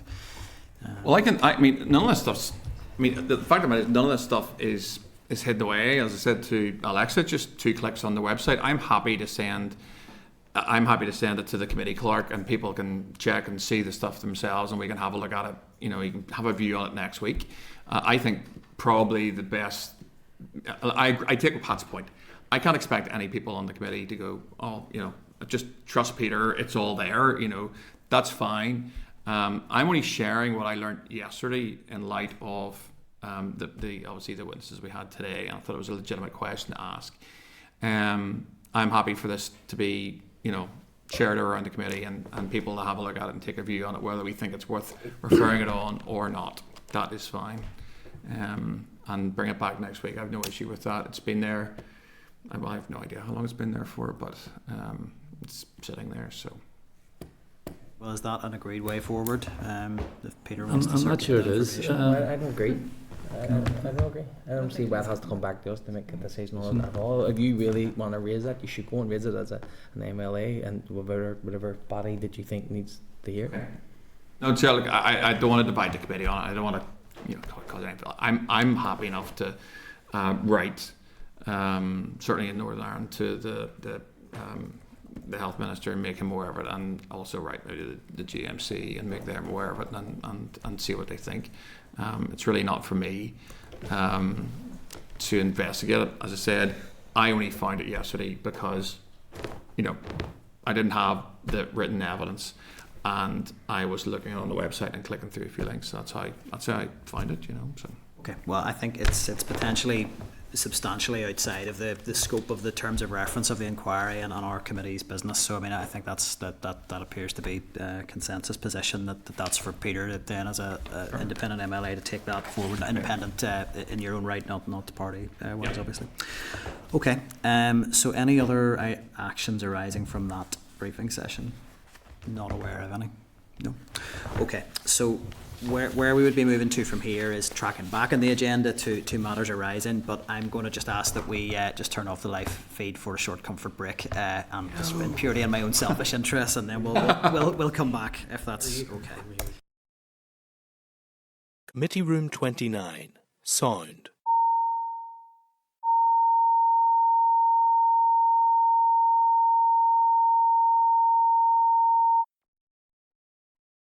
Committee Room 29. Sound.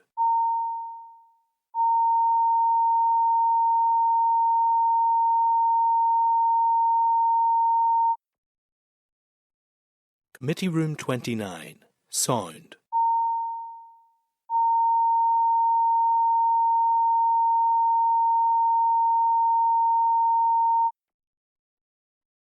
Committee Room 29. Sound.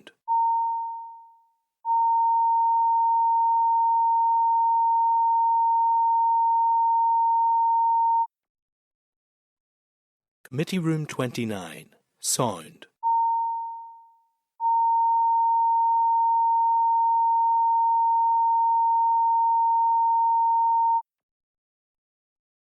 Committee Room 29.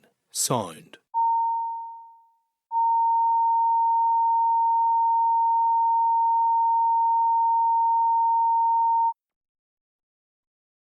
Committee Room 29. Sound.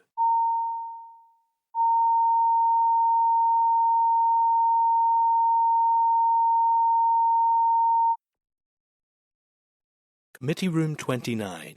Sound.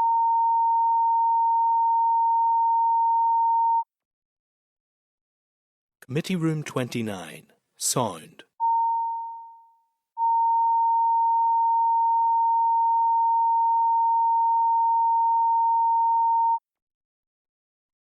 Committee Room 29, Sound.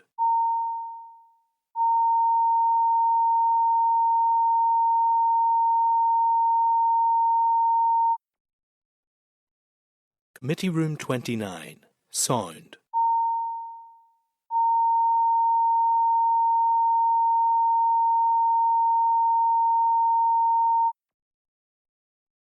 Committee Room 29, Sound.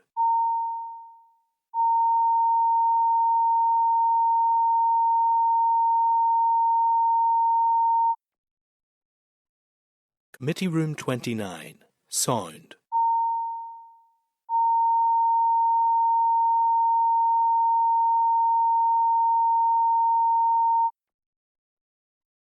Committee Room 29, Sound.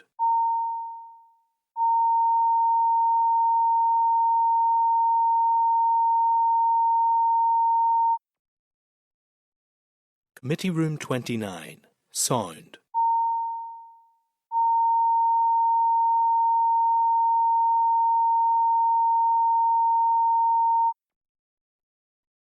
Committee Room 29, Sound.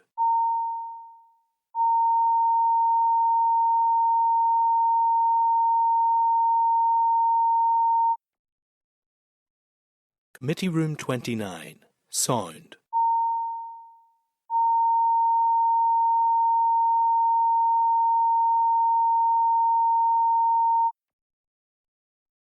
Committee Room 29, Sound. Okay, so that's us back into public session. So we're just tracking back to item 4 in the agenda. So it was really just to make sure we didn't keep the witnesses waiting.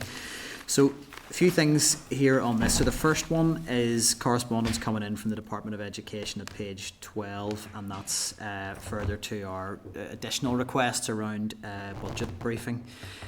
I am questioning actually whether this should have landed in matters arising or not, as I'm not convinced that it came in response to our requests around what's actually happening in year now. It definitely is something that's looking forward to 25, 26 and indeed beyond, which may well be helpful material, and members can refer to that. But I suppose, and I don't want to make too much of it because we actually will get to this in forward work planning. We now do have the department coming in to give us an oral briefing on budget, which I think is really, really welcome, and I just want to put that on record that the committee is grateful for that. So I perhaps don't want to overdo this item. I think if we hadn't had that coming in on the forward work plan, I might have had a few more concerns, because I'm just remain uncomfortable with the fact that I'm not clear on how the budget's been spent so far this year. Perhaps detail on that will emerge post October monitoring rounds, and that may be a more appropriate time to look at that information. So unless there's any other views from other members. Yeah, Peter, did you have a comment? No, I've got no issue with what you said, Chair. Absolutely concur, 100%. I just wanted to flag one thing up, and that was when you look at the pressures, so we're on so second page, paragraph 5, and the categories, and you look at inescapable, high priority pressures, and so forth. I mean, it's just a flag up here that the department is working on a whole range of very valuable things, as in Annex B. And if you look at Annex B, those aren't even things that they're inescapables. Annex B is just really good things that they think they should be doing. But it's just to highlight that one of the issues the department faces is the baseline. So the department is working on a significant funding gap, and is effectively, wanting in-year monitoring just to meet the inescapable pressures. So I know that's something that I think there's no issue here, and there's no magic wand for anyone on the committee, but it's just to highlight that as a fact that actually if we're serious about solving some of the problems that the committee's really interested in, and I'm sure we will get on to at some point during this mandate, that actually an important aspect of that is not just the department surviving on in-year monitoring, but actually money going into the baseline. And I just thought, given this, and I'm sure we will come back to it when the department comes in, Yeah, It's I mean, important. absolutely, and I don't think there's a party around the table here that wouldn't agree that for any department the baseline is not where it needs to be. You know, that there is an ongoing issue that we are not funded in line with need, and there's no doubt that applies to education very much so. So I don't think there's going to be any argument on that. I would probably add to your comments in that briefing paper. I would like to see a bit more about what the Minister was doing around some of that transformational work, to actually look at structurally in the system what could potentially be done to deliver what the department needs to deliver, but perhaps more efficiently. And I think we've already had a wee bit of a discussion around independent review. I think there's a very, very small allocation to the independent review, and that suggests to me the transformation's not high on the agenda, and I know that transformative interventions require money, so I'm not disputing that. We do tend to go around in a bit of a circle on this, but I would probably just add I would like to see a bit more, and perhaps in an oral briefing we'll maybe get that from officials as to where the scope for some of that genuinely transformative work might be in the department. Just to add, we had mentioned before about just getting a little bit more sort of baseline information. That would help us make the case. If we had more information, it will help us to do that. I think everybody wants to do that. Yeah, and hopefully when we get that briefing we'll be able to establish, you know, in terms of the allocation this year, how's it been spent so far, so what decisions have been taken, and if we can even see the things that the department has had to say we can't do, well that helps us understand how far off the baseline actually is from what is needed. But I don't think there's any particular action arising from that. Certainly welcome the fact that the department are coming in on that. Is there any other members want to come in? Nope. Okay, so we can move on. So the next thing in matters arising, and I just apologise to members, so table papers have come in at different times today, so it's just locating the right location, but there is a draft response that the clerk has provided, a draft committee response on the programme for government response that was sought by the Executive Office Committee. So just really wanting to open that up to the floor for members' views. We had some initial discussions around that, but nothing finalised. So I'll just maybe if we could just direct to the relevant page. Matters or under matters. Yeah, so it's in tabled papers, and it is at page 3 of tabled papers. Is that still? Yeah, page 3. I think. Page 3. I know these things. I've just realised I left off transformation. At the bottom of it, I think you mentioned transformation. Okay, yeah, so Sorry. that's if transformation needs to be added in there, we can. So It kind of follows the committee's priorities. So really happy to open that up to the floor. Other than as Clark has just referenced there, I think we did discuss last week at committee the option of perhaps just even following on from previous conversation, just around maybe to see something around really specific commitments around public service transformation maybe needs to be added in there. But is there a review from members if we're content with the draft response? Yeah.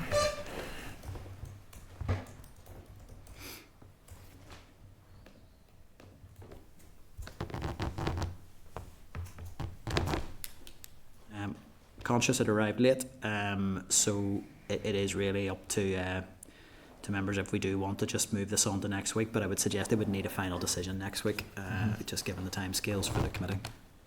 Did you say, Evan, you left something out of it?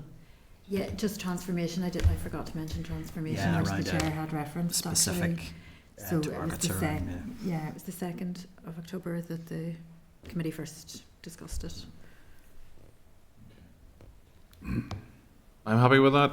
I've just read it, but I am happy with it. But look, if you want to hold a chair and put in your thing, I understand that. No, I'm certainly content with it. Because to be honest with you, everything that I had said is in it. So it's. Yeah, all the priorities are there. The priorities are there. Childcare, underachievement, SEN. Yeah. Main issues. If you even want to hold it till the end of tomorrow, and if anyone has any issues, they can forward them on. If not, you can. Okay. Gives people a time to sort of read and think about it. But if not, conscious it did arrive late for members, so I'm aware of that. So look, it's effectively agreed with maybe just a short window for any minor corrections or changes if needed. That's fine. Okay, so that moves us on to the next item under matters arising, and I think there's two aspects to it. So one of these I'm going to suggest, because we are going to discuss really its issues around the RSE inquiry. Some of that falls into correspondence, and some of it is a matter arising around how we progress the inquiry, as they're all connected and they link into forward work planning and all of that. I suggest we take this all together rather than waiting to correspondence to get to that. So if I could deal with the correspondence of it, aspect of it first of all. So there is a piece of correspondence through its item 8.14 in your table papers, and I think that is coming in around page 37. So it's correspondence from the Christian Institute, who had raised some issues around the RSE survey that is currently out for responses from parents, children and young people. I want to deal with probably the most straightforward aspect of it first, and just to be clear, it does highlight some issues with the survey where there were some formatting issues, where particularly the survey for teachers, the formatting didn't close that off, but it continued to flow into the survey for parents. And I think that's a very simple fix that can be addressed. There were a number of other issues that were raised, that were sort of typing errors, doubling up on words, and largely formatting on the online format. So those, the clerk has undertaken that as of Friday, there may be a brief window when the survey would need to be taken down, but to deal with those errors, I'll just broadly categorise them as formatting errors, can be addressed and corrected. And some of that will address some of the issues that the Christian Institute have raised. I think the other thing that I would just add is that some of the issues highlighted in that correspondence do relate to a slight oversight, as far as I can tell, around version control. So there was the very last version that was agreed by committee. I suspect is not quite reflected in the survey that it actually appeared online. So there was an issue around version control, and that is where some of those errors have been missed. I think so.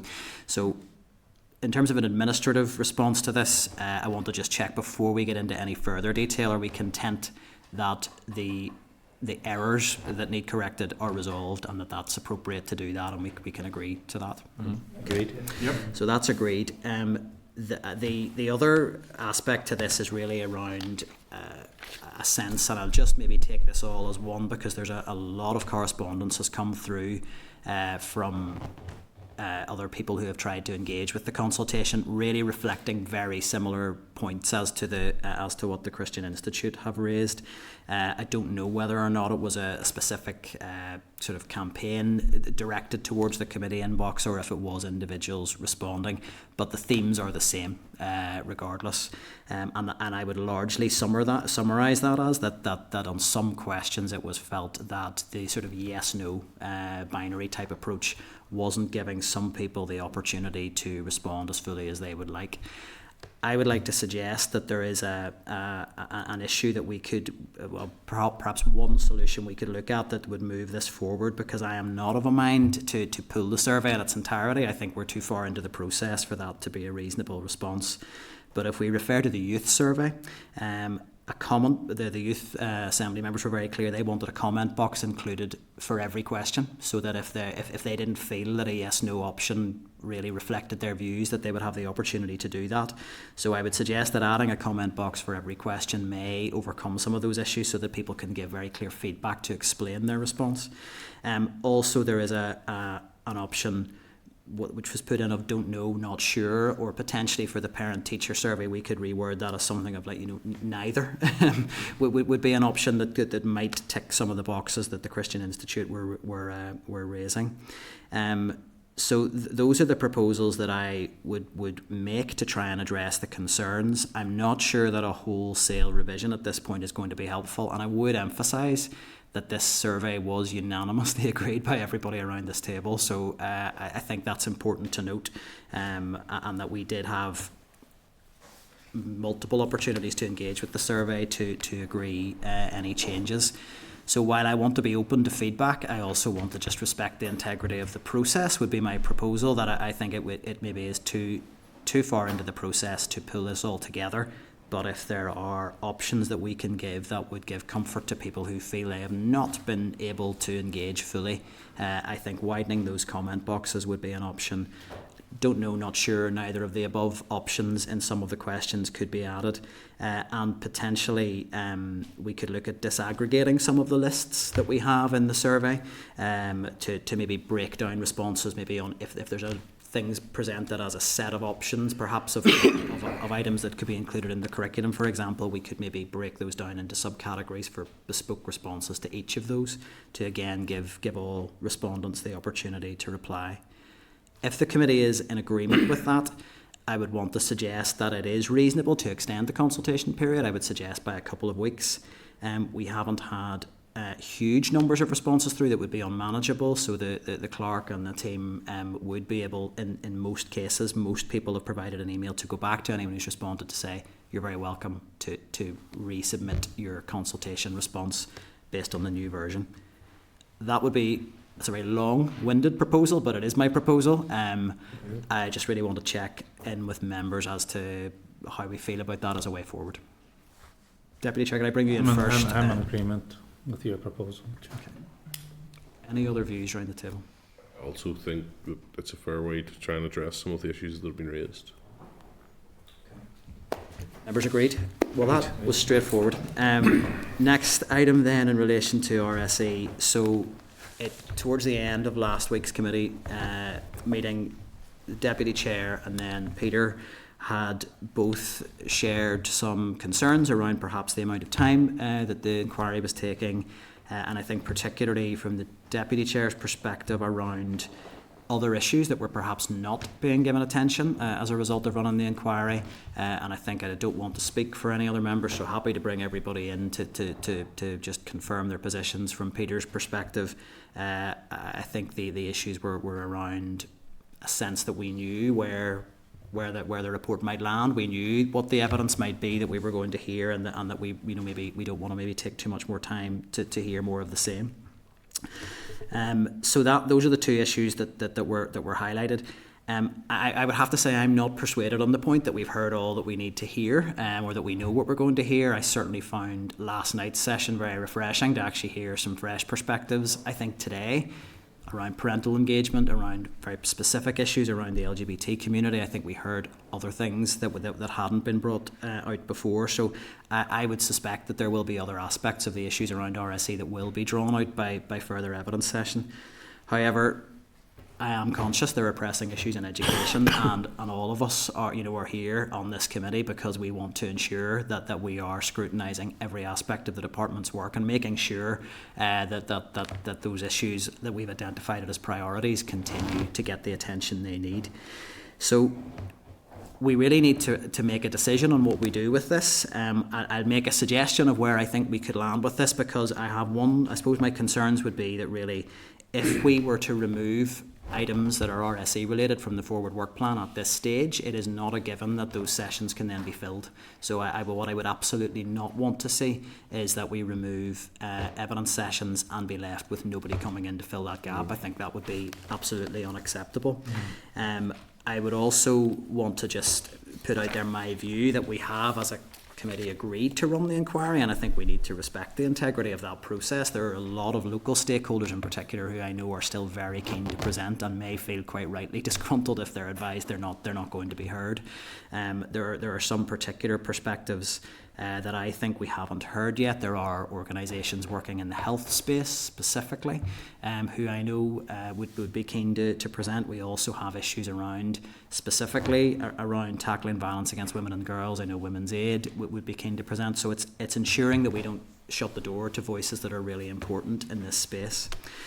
So essentially we need a balance to be struck. I can propose that there is maybe a way forward around how we deal with some of the evidence that is scheduled from academics. Clark has already reached out to the academics to see whether, and I am going to use the dreaded words, evening sessions, but if that by Zoom and members can choose which they want to prioritise, we could try and collate those into as few sessions as possible to hear from the academics to free up slots for other issues. That's one option that we could look at to find a way forward. That would be my proposal. Looking at the forward work plan, which we will come to, I would suggest that our key priorities are in there. We are not missing any of those between now and Christmas, so we will be looking at early years, we will be looking at SEN, and there are other departmental briefings coming through on a particular budget, as we've discussed. So there is nothing, I think, that will reach Christmas and think, we absolutely did not cover that, and that was a huge blind spot. Are we hearing as much evidence as we would like without the inquiry being in place? Probably not, but that, in my view, is the trade-off with choosing to run an inquiry. So I'll put out that proposal around managing how we deal with the academic evidence. So I'm happy to hear views on that, and I'm also happy if other members have an alternative proposal of how they want to take it forward. Very happy to hear. So Deputy Chair, bring it back. Yeah, and given that I was the one who raised the issue last week, I mean, I'm of the view that there are important issues out there at the moment that we need to be discussing. And one of the issues that we need to be tracking in particular is the establishment of these SPIMs in schools. And it's not just a briefing from the department I would like to hear, or the EA or whoever. I would like to hear from practitioners on the ground, school principals, SENCOs and so on, to see how these are working out. And I know we're in the early stages of this project, or whatever you want to call it. But that's the best time to start, so that we're then able to track improvements or deterioration in the system or lack of wraparound support or whatever. And, I've already discussed with you the issue of children with moderate learning difficulties who previously would have been in these units in schools are being displaced now into the mainstream and aren't getting support, so they're not getting the speech and language. They're not getting the behavioural therapies that they should be getting, and so on. So they're sort of being thrown to the wolves, and the young children who should be in special schools but can't be because there aren't places for them are getting into these SPIMs, and it's absolutely clear that there isn't the level of support that's needed for them. All that wraparound support, speech and language, behavioural therapists, occupational therapists, physios and so on, it's just not there. And you'll recall back from the outset of this mandate, Chair, we heard the discussion around the multidisciplinary teams that was all of a sudden changed to local integrated teams, and that was explained as just a change of language, which I don't think anybody around the table really accepted. So, there's just one issue. There's the issue of the RAISE programme, which has been in the media recently.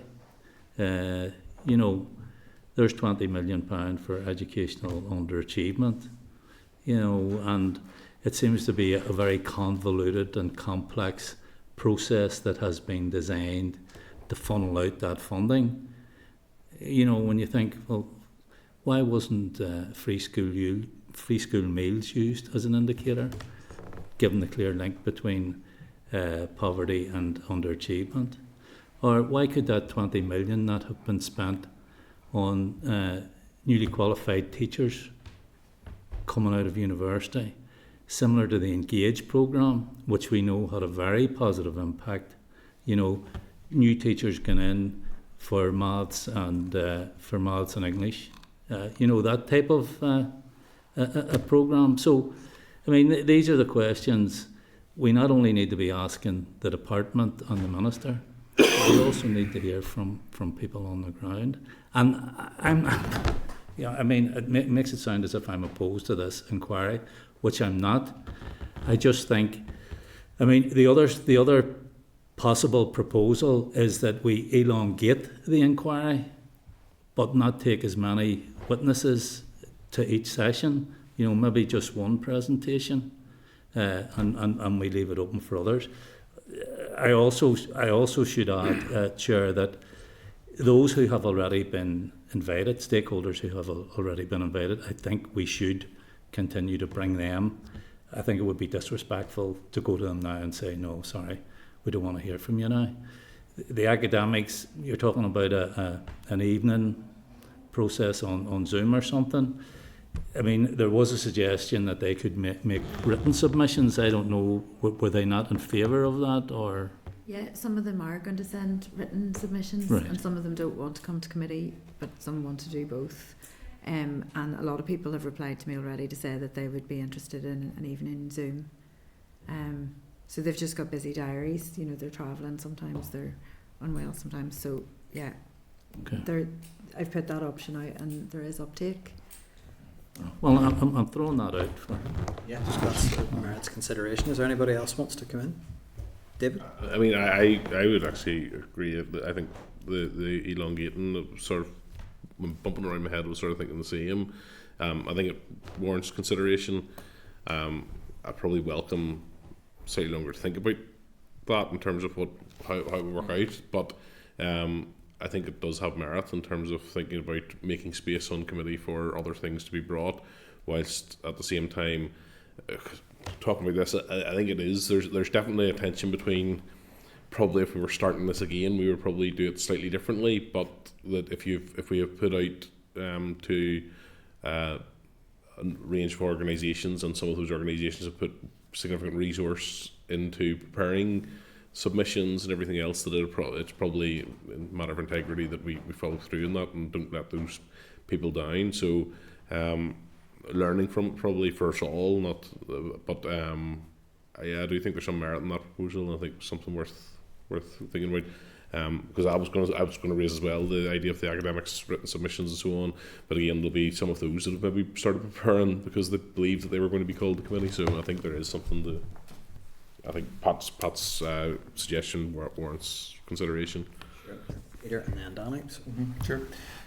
It's hard to fault anything that Pat said, I have to say. I'll do him no good personally. But I think he's right. I think, I've said it before here, I think this should not have been the priority of the committee, because there's so much else. Pat just gave us a flavour of some of those things that what this committee should be looking at, and I do not think that looking at RSC again a year out of there being a report on it is good committee time.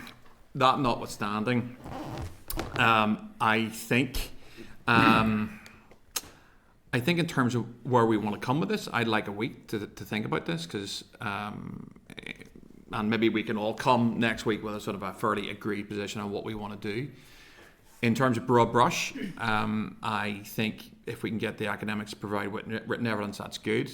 I think if we have got a list of stakeholders that are down, I think it would be difficult to start uninviting people. I don't think that's probably where we want to get to either.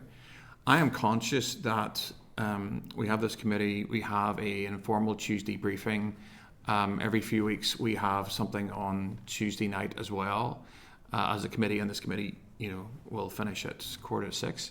It's in itself, there's a lot of work here. This is what we're here for, don't dispute that.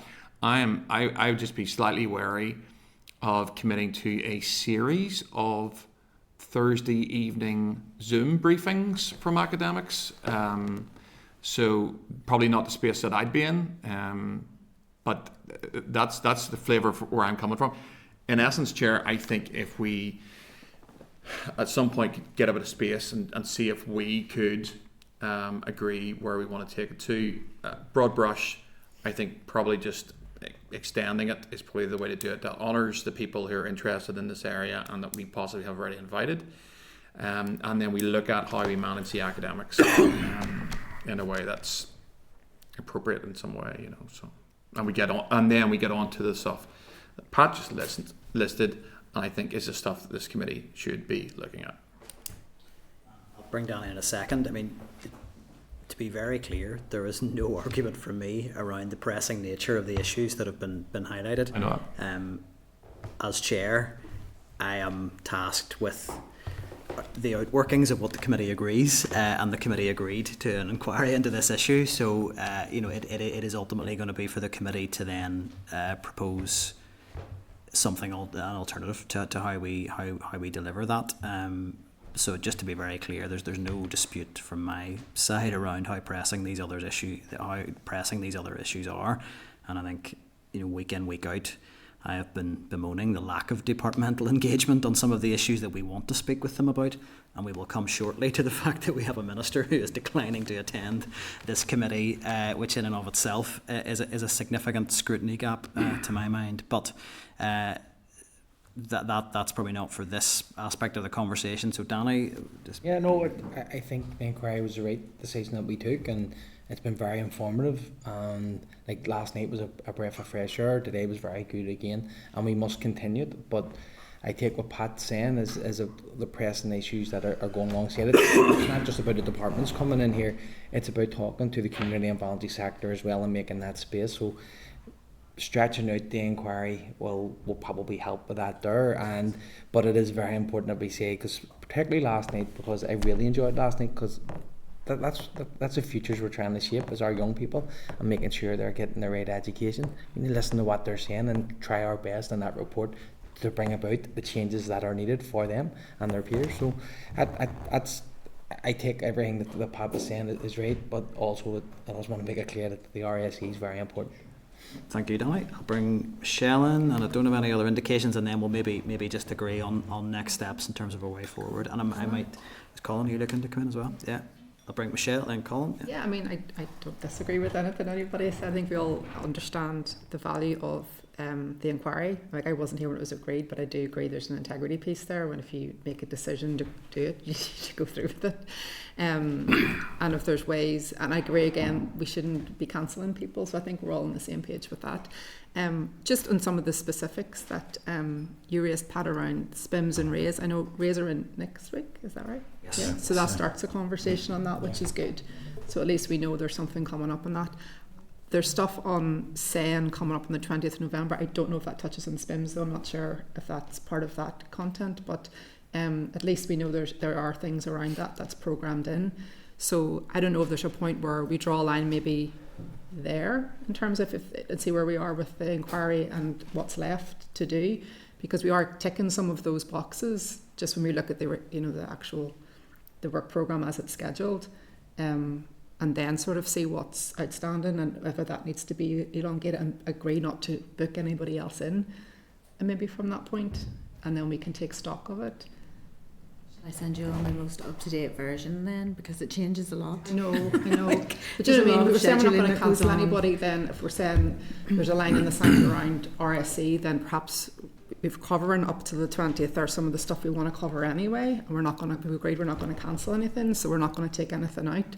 So it's just there a juncture there that then we can decide, even over the next couple of weeks, where we're going to start slotting things in from then on in, and make sure that we're touching on the people's priorities, so that kind of maybe balances everything everybody has said, maybe. And I think that's part that speaks to part of the challenge, just from the clerk's perspective, that the forward work plan is an ever changing document, and it is a labour intensive process for that team to keep that ticking over and manage all of those priorities. So again, I'm conscious of not overburdening the team with a huge administrative task to rejig everything, but we also need to make sure that the committee is content with the direction that we're taking in terms of going forward. So we'll strike a balance there. I'll bring Colin and then maybe sum up where we're at, and we'll maybe make an agreement on next steps. Just very quickly, I'm content with what all the speakers have said. Totally agree with Pat. If we can agree to extend it somehow, while at the same time agreeing or sticking by the invites that already have been issued, I think it's definitely something that is worthwhile looking at. And also the written evidence from the academics as well, rather than a Thursday evening Zoom call, would be preferable. I don't want to get into the family friendly zone. No, I'm not sure if I ever said a Thursday evening Zoom call. Did I put those words into your mouth? Sure. I mean, I'm now officially the villain for something I didn't actually suggest. But anyway, if only I could, sure, that would be a real spell. That could be useful. Horses everywhere. Because you're in plenary. So Tuesday I can get you in the building, but Thursday I can get you on Zoom. I can see where this is going. No, thank you for that, Colin. No, I think largely we're all agreed here. I don't think anybody wants to reach Christmas recess and feel that there were issues that we didn't look at that are genuinely pressing.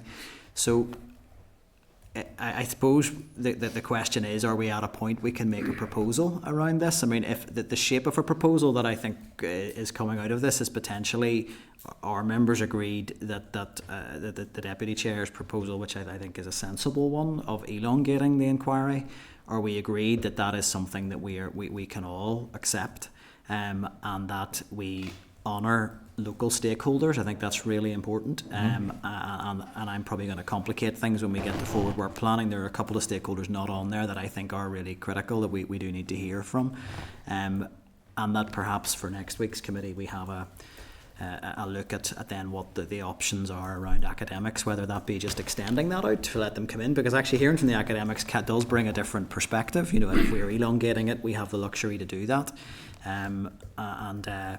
you know, we then would begin to look, and I think we would probably even need at this stage to be thinking about if we are going to be at a forward work plan next week, which then has potentially some gaps in it, if we're moving certainly the academics on to other contexts, that we would need to be clear who are we going to be asking in. I suppose what's important here, Chair, it hasn't been mentioned, was a sort of cut-off date for this. You know, I think we would need to agree a date. Yeah. So if we had an original cut-off date, but we've decided we're going to extend it on the basis that rather than bringing in 2 presentations a day, or each committee meeting, we only bring 1, and we're sort of, I'm not sure many months we're into this now. Yavine, give us a clue. It's only really since September. I think it's week 4 maybe. It's like about 2 years. Is there a cut? Sorry, I'm cutting across you, Pat. Is there a recess? We have to by December. Yeah, it was when we no chance. There's no chance you get through all this. But I mean, I would say there must be a lot of stakeholders. I mean, there is, because Evan was very kind and gave me the list. There's a whole set of stakeholders. They don't all want to present though. I think that's the key thing. A lot of them will want to just send written briefings in, so a lot of them have been clear they don't want to present. So I think we do have the capacity to wrap it up by recess, but that would be at the expense of other things. So that's the decision we have to make, really. Okay. And I mean, even if it was extended on to the end of January, I was going to say that feels like a sensible date to me.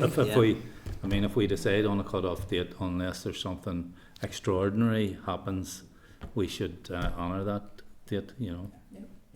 I mean, in the consultation, even with the 2-week extension, closes, you know, well in advance of the end of January, and I think we had all agreed at previous discussions. I don't think anyone feels that there is in terms of the production of the report, that needs to be, you know, done overnight when it closes. You know, we probably be looking at that's something to be done before the end of summer recess, you know, before we start summer recess. So I think the end of January, I don't think causes any major issues with timescale. So I'm certainly content with that.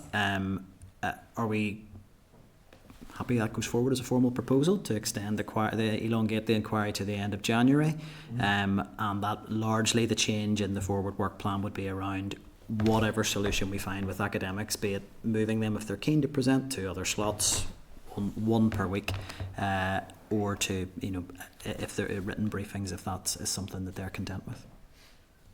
Agreed. Okay, so the only other thing I would add to that then, and maybe perhaps we can pick it up in forward work planning, I don't know, is there anything you want to speak to it from your perspective? Well, just there is a lot for us as well. Yeah, I'm well aware of that. Yeah, that would probably give a bit more breathing space. Yeah. And it entails we are setting up an inquiry folder for you, and we did set up the citizen space, and I apologise that there were some problems with that. Those are kind of additional to our usual administration, you know, rules. So yeah, this gives a little breathing space, and the people who want to find a spot in our forward work plan are contacting me all the time to discuss dates. So yeah. I think that's nice to give them their place. Well, I've sent the most recent forward work plan to everybody there, just so that you can have a look in case you're trying to draw a line in the sand. That's how it is today. That's all really helpful. And look, I know a couple of comments today, and look, absolutely reasonable around late tabling of papers, but I think that is in the context of your team having an additional administrative burden at the moment with this inquiry, and if that creates... Some arrived only at 12. If that creates breathing space for your team, I think it helps everybody. Yeah. There's only so much you can do if they arrive late. I mean, it's not the clerk's fault. So I shouldn't hold the others.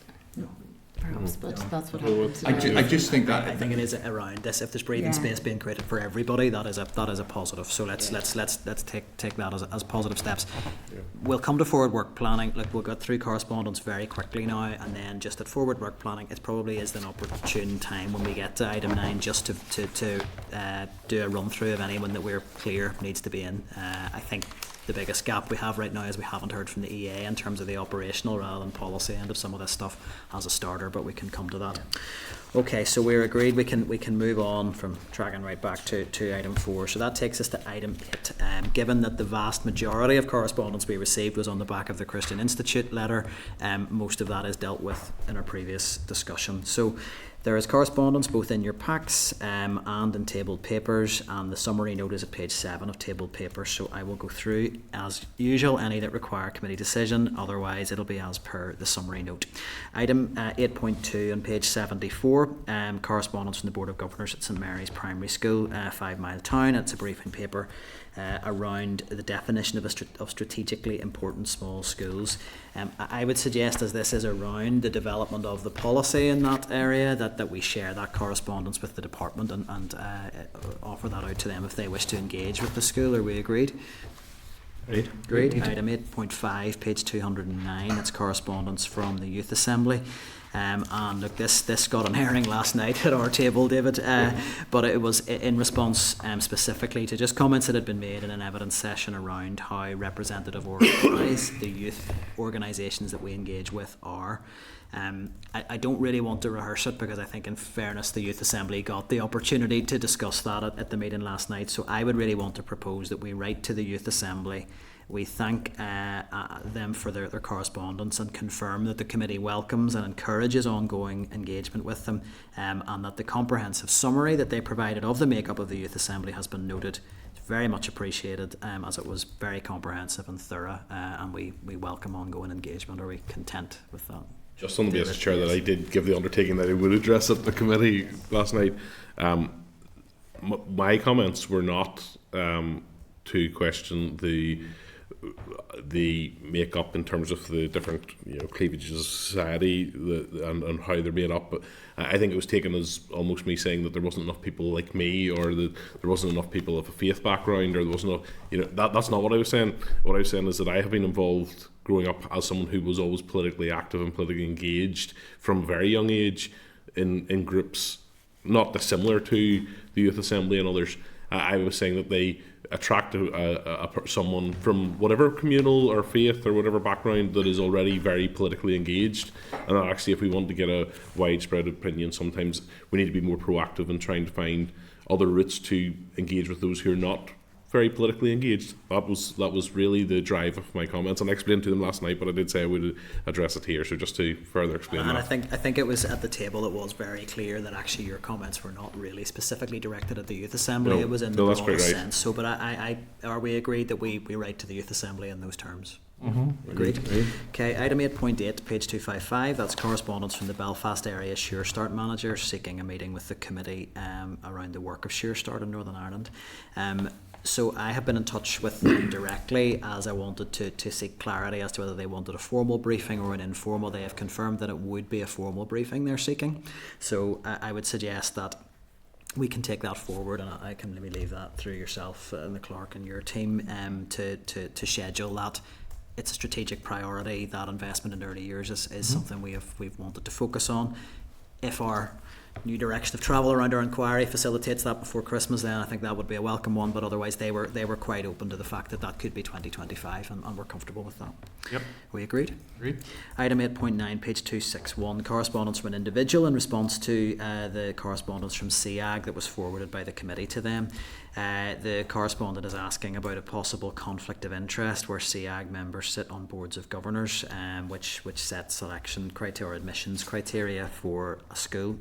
So I would suggest that we could request a response from the EA around any potential governance conflicts. I would note from my own perspective that my understanding is that the board of CAG are principals, and principals don't generally have voting rights in a board of governors, so there may not be that particular issue that they have highlighted, but I don't want to prejudge that, as I am not an expert on that matter. So I think that the EA would be well placed to provide a response on that. Yep. I think it might be good timing to get in well in advance, given the long-running correspondence with this individual around specific issues around pupils wishing to take the test in Irish. Perhaps going to SEAG and seeking an updated position around any revisions that they're considering for their approach to pupils taking the test in Irish for 2025, given the concerns that have been highlighted. Or we would be agreed that that's a sensible early intervention to take at this stage to get ahead of this issue. Are we agreed? Agreed. I'm just going to note again, I remain concerned about the lack of accountability around engagement with SEAG. It is regrettable we have to deal with a private company in this aspect of our admissions criteria, but that is a separate issue, I suppose. We then have a lot of correspondence which have come through, which we dealt with at matters arising from the Christian Institute, and then others raising concerns with the RSE survey, which we have dealt with. Item 8.13 is, sorry Mark, you got it, is a letter from the principal of Whitehead Primary and Nursery detailing concerns with the preschool standardisation process. Now, it does appear in that letter that they are in direct contact with the Minister already. So I would suggest that on that, in terms of a turnaround, it was put to us as being quite time sensitive if they are meeting with the Minister next week. Regrettably, I am not sure what the committee can do on a faster turnaround than that on this issue. But I would still propose that, given the terms in which the issue was presented to us around I think the school is essentially feeling they're being bounced into making a decision around their nursery unit admissions. I would propose we share that with the EA and the department and seek engagement around any possibility of extending that timescale for the school to make their decision. But it's really for the school and the EA and department to navigate that together. Are we agreed that's a reasonable way forward? Other than that, there are no other items I would propose we deal with differently to the summary note. Are we agreed to dispose of correspondence as discussed? Agreed. Okay. So moving on to forward work programme then. So we've had a fairly in-depth discussion around that. Can we maybe just get a sense if we are now going to see some slots freed up potentially in our evidence sessions in the weeks ahead of anyone in particular, and that we would like to hear from? And I would be interested to know any departmental briefings, any briefings from the EA or any other particular stakeholders. I'm going to suggest from the EA perspective, I think that the two issues that I would be really keen to hear from them on would be around a review of the placements process for SEND as was run out for this September, and so their assessment of how that operated, what went well, what did not, and kids are in places. Absolutely, there's the issue around kids unable to access their place because the buildings aren't finished. So I think we need to hear from the EA operationally where that is at, and again, let's get in early on the planning for next year. And I would want to suggest that around transport, and they may well be able to brief us in the same session on that. I think that is really crucial in terms of the access to transport for those SEM placements as well. Those are the two that I would want to put out there. I think departmentally, we're covering our main committee priorities, but I'm happy to, beyond that, open it out to the floor for anything else. I suppose it goes on, especially around the SPIMS, will be hearing from principals, school leaders on how operationally it is working, because this will be new to many of them. It's finding the best way, I suppose, to engage with principals. I mean, again, there we had the informal briefing with the trade unions, but again, that maybe is an option of reflecting the views of teachers and principals through the NITC is an option. So we can consider that. But look, if members want to bring this back for next week, but I am concerned if we're changing the forward work plan, the sooner we get invites in, the more likely we are to see this being filled, because we've certainly departmentally not seen a very desperate rush to get in front of us at committee, so we don't want to leave that too late. I'll leave that for there unless there's any other suggestions. No.